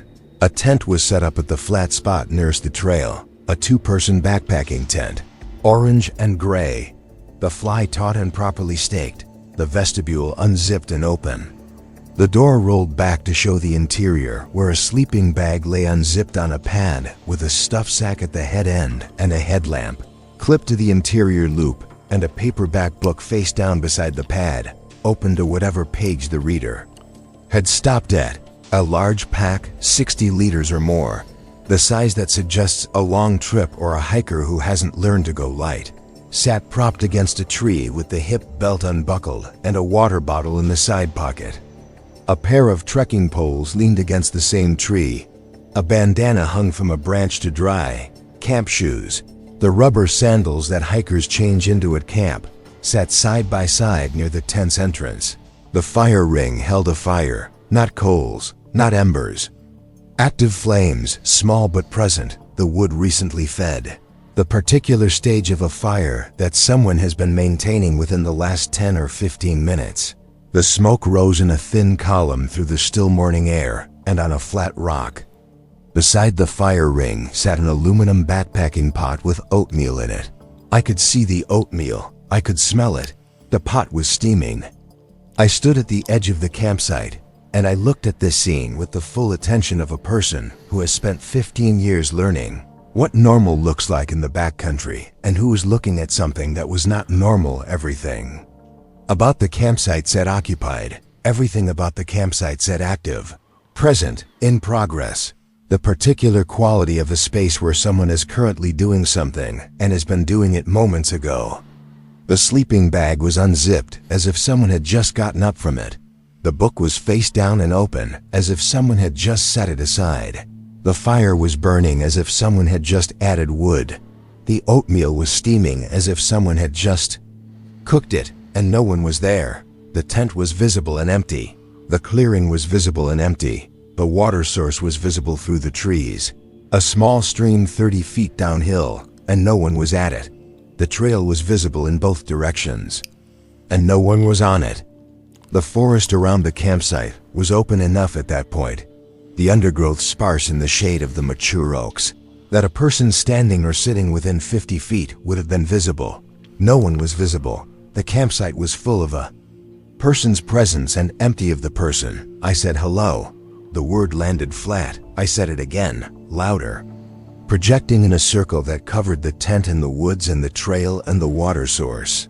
Nothing, no response, no movement, no rustle of someone standing up or turning around or stepping out from behind a tree. The only sounds were the fire crackling and the stream running and the particular morning birdsong that the Cherokee produces in September. The wood thrush and the Carolina wren and the towhees calling from the undergrowth, as if nothing unusual was happening. As if the campsite was exactly what it appeared to be. A normal campsite in a normal forest on a normal morning.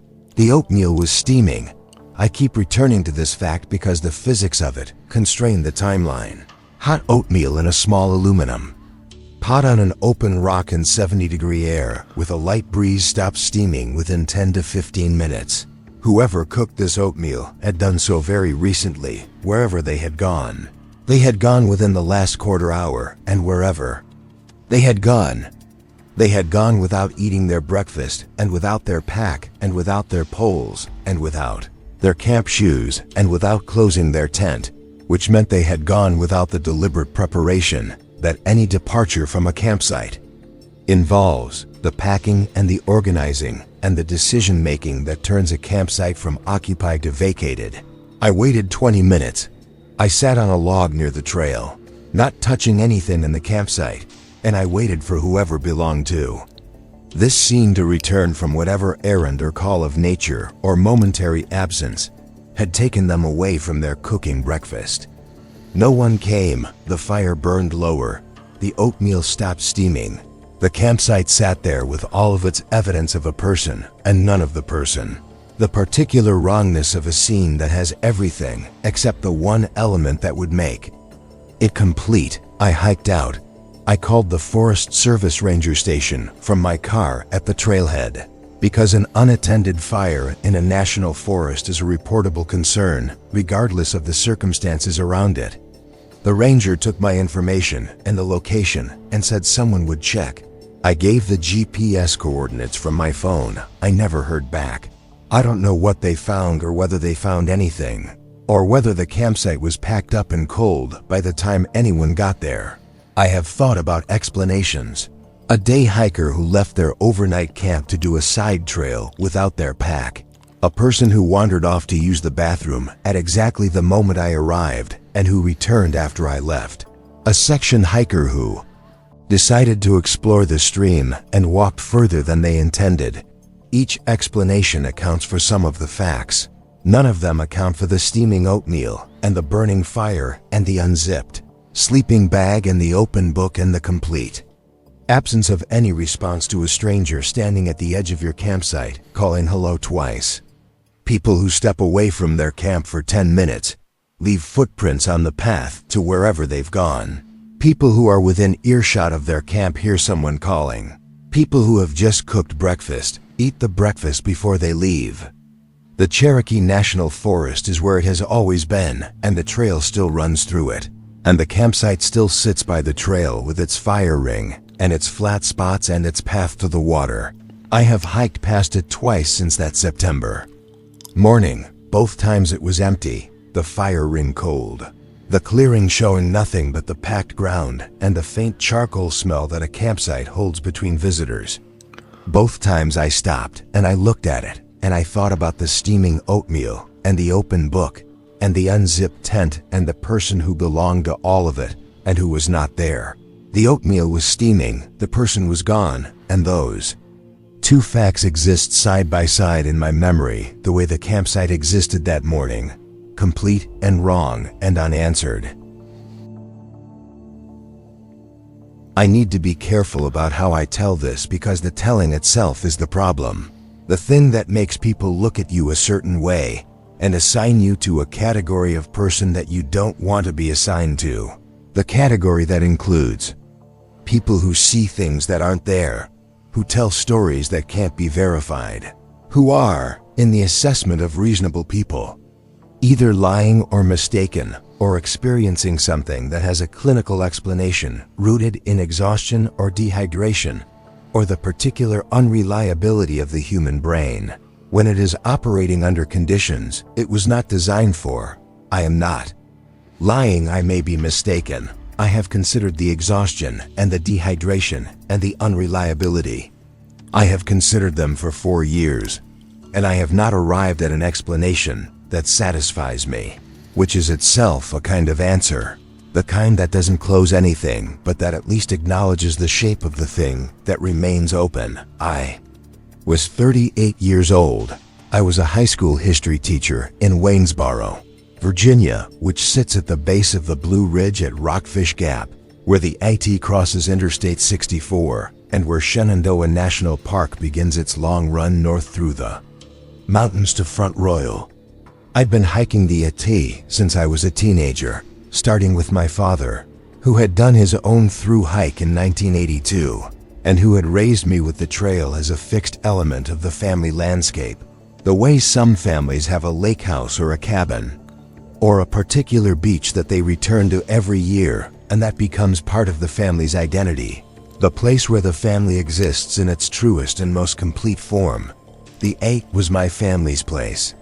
It was where my father and I had our best conversations and our longest silences, and the particular closeness that fathers and sons achieve when they are doing something together that requires effort, and that leaves no room for the awkwardness that domestic settings sometimes produce. I knew the Virginia sections with the intimate familiarity that 20 years of walking them in every season and every condition produces, the trails mapped in my body as much as in any guidebook. My father had died 2 years before the hike I'm going to describe. Heart attack. Sudden and complete, and without the warning that the medical system is supposed to provide when someone has a condition that is detectable and treatable, and that, had it been detected and treated, might have allowed him to continue walking the trail that had been the central structure of his relationship with his son and with the mountains, and with the particular version of himself that he was when he was in the woods. I hiked more after he died. This is the thing that people do with grief when the grief is attached to an activity, an attachment so deep that the activity and the person become fused, and the only way to be near the person who is gone is to do the thing they did in the places they did it, carrying the equipment they carried and reading the guidebook they annotated and walking the trails that their boots were smoother over 30 years of repetition. I was carrying his old guidebook, a dog-eared annotated copy from several editions prior, the pages soft from use and the binding held together with duct tape, and the margins filled with his handwriting, the small precise notation that he used for trail notes, water sources and campsites and viewpoints, and the particular observations that he made about sections he'd hiked multiple times, the changes he noticed from year to year in the trail's condition and the forest's character and the shelter's state of repair. I carried the guidebook partly for the practical information and partly for the handwriting, which was as close to his voice as anything I still had access to. The section one was hiking was a 3-day stretch in the George Washington National Forest, running south from Rockfish Gap through the mountainous terrain between the Blue Ridge and the Shenandoah Valley. The section is not heavily trafficked.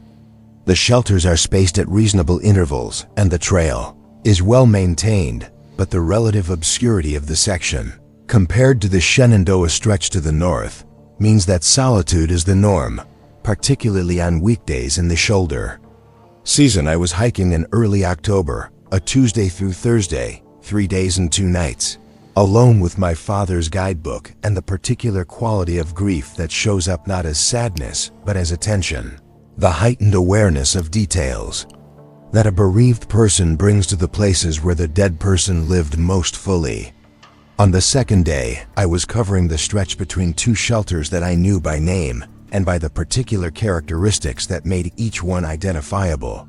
The first in a hollow near a reliable spring, the second on a ridge with views to the west, my plan had me reaching the ridge shelter by late afternoon. 14 miles of steady walking through forest that was beginning to turn. The earliest maples showing red along the ridgeline while the oaks and hickories held green. The sky was clear. The air was cool in the way that early October air is cool at elevation.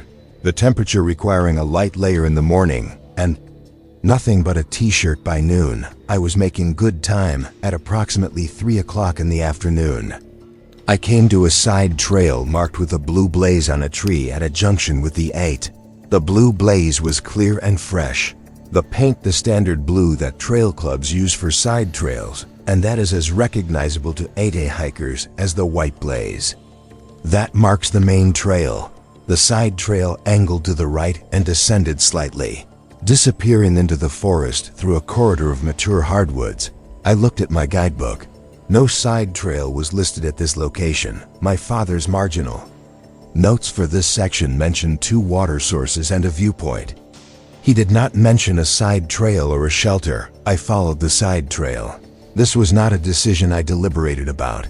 I followed it the way you follow blue blazes, automatically, with the trained trust that years of hiking develop, the understanding that blue blazes lead to something worth leading to, water sources or viewpoints or shelters or the particular features that trail clubs mark because they serve hikers and because the marking system works. The side trail was approximately 50 yards long and it ended at a clearing where a shelter sat. The shelter was a standard 8 shelter, 3 walls, a roof, a raised wooden platform, a fire ring in the clearing. It was in good condition. The wood was weathered but sound, the logs showing the silver-gray color that aged timber develops in. That says decades rather than years. The roof was intact, the shakes overlapping cleanly. The platform was clean, the boards worn smooth by the sleeping bags of many hikers. A logbook sat in a plastic bag on a nail driven into the left wall. The standard setup. The clearing was flat and well drained, and the trees around it were old enough that their canopy formed a complete cover overhead. The light coming through in the dappled shifting pattern that a hardwood canopy produces on a clear afternoon in early October. The leaves still thick enough to filter the sun, but thin enough that the light had a golden, autumnal quality that it wouldn't have had in midsummer. I sat on the platform edge, I drank water, I ate trail mix. I looked at the clearing, and I considered staying here rather than continuing 5 or 6 miles to the ridge shelter. The ridge shelter would have views but would have the wind that ridge shelters always have. This shelter was protected and quiet, and comfortable in the way that a good shelter is comfortable. The particular feeling of rightness that some shelters have, and that others don't. The quality that has nothing to do with construction and everything to do with placement and proportion, and the way the structure sits in its clearing, and the clearing sits in the forest, and the forest sits on the mountain. The shelter felt right. It felt, in a way I recognized but couldn't have articulated at the time, like a place my father would have chosen. I opened the logbook. The entries were sparse but present, names and dates, and brief notes.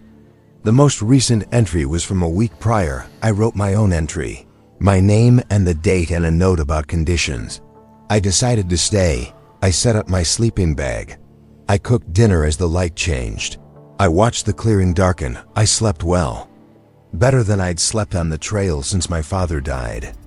The particular deep and dreamless sleep that I associated with safety, with shelter, with the feeling of being exactly where I was supposed to be. In the morning, I packed up and hiked out the side trail to the and turned north. That evening, at the ridge shelter, I examined my father's guidebook closely. I checked the section maps. I checked the narrative descriptions. I checked his marginal notes. No shelter was listed between the hollow shelter and the ridge shelter. No side trail was shown. No blue blazed junction appeared on any map or in any description. The Potomac Appalachian Trail Club, which maintains that section of the AT, lists every shelter in their jurisdiction with GPS coordinates and construction dates and capacity information. I checked their website when I got home. There was no shelter at the location where I had slept. I hiked back the next day, my third day, my last. Heading south to my car, I walked the section slowly, watching every tree for the blue blaze that had marked the junction. I examined every apparent side trail. I walked the entire stretch of AT between the ridge shelter and the hollow shelter, paying the kind of focused, deliberate attention that you pay when you are looking for something specific and that something is not where it should be.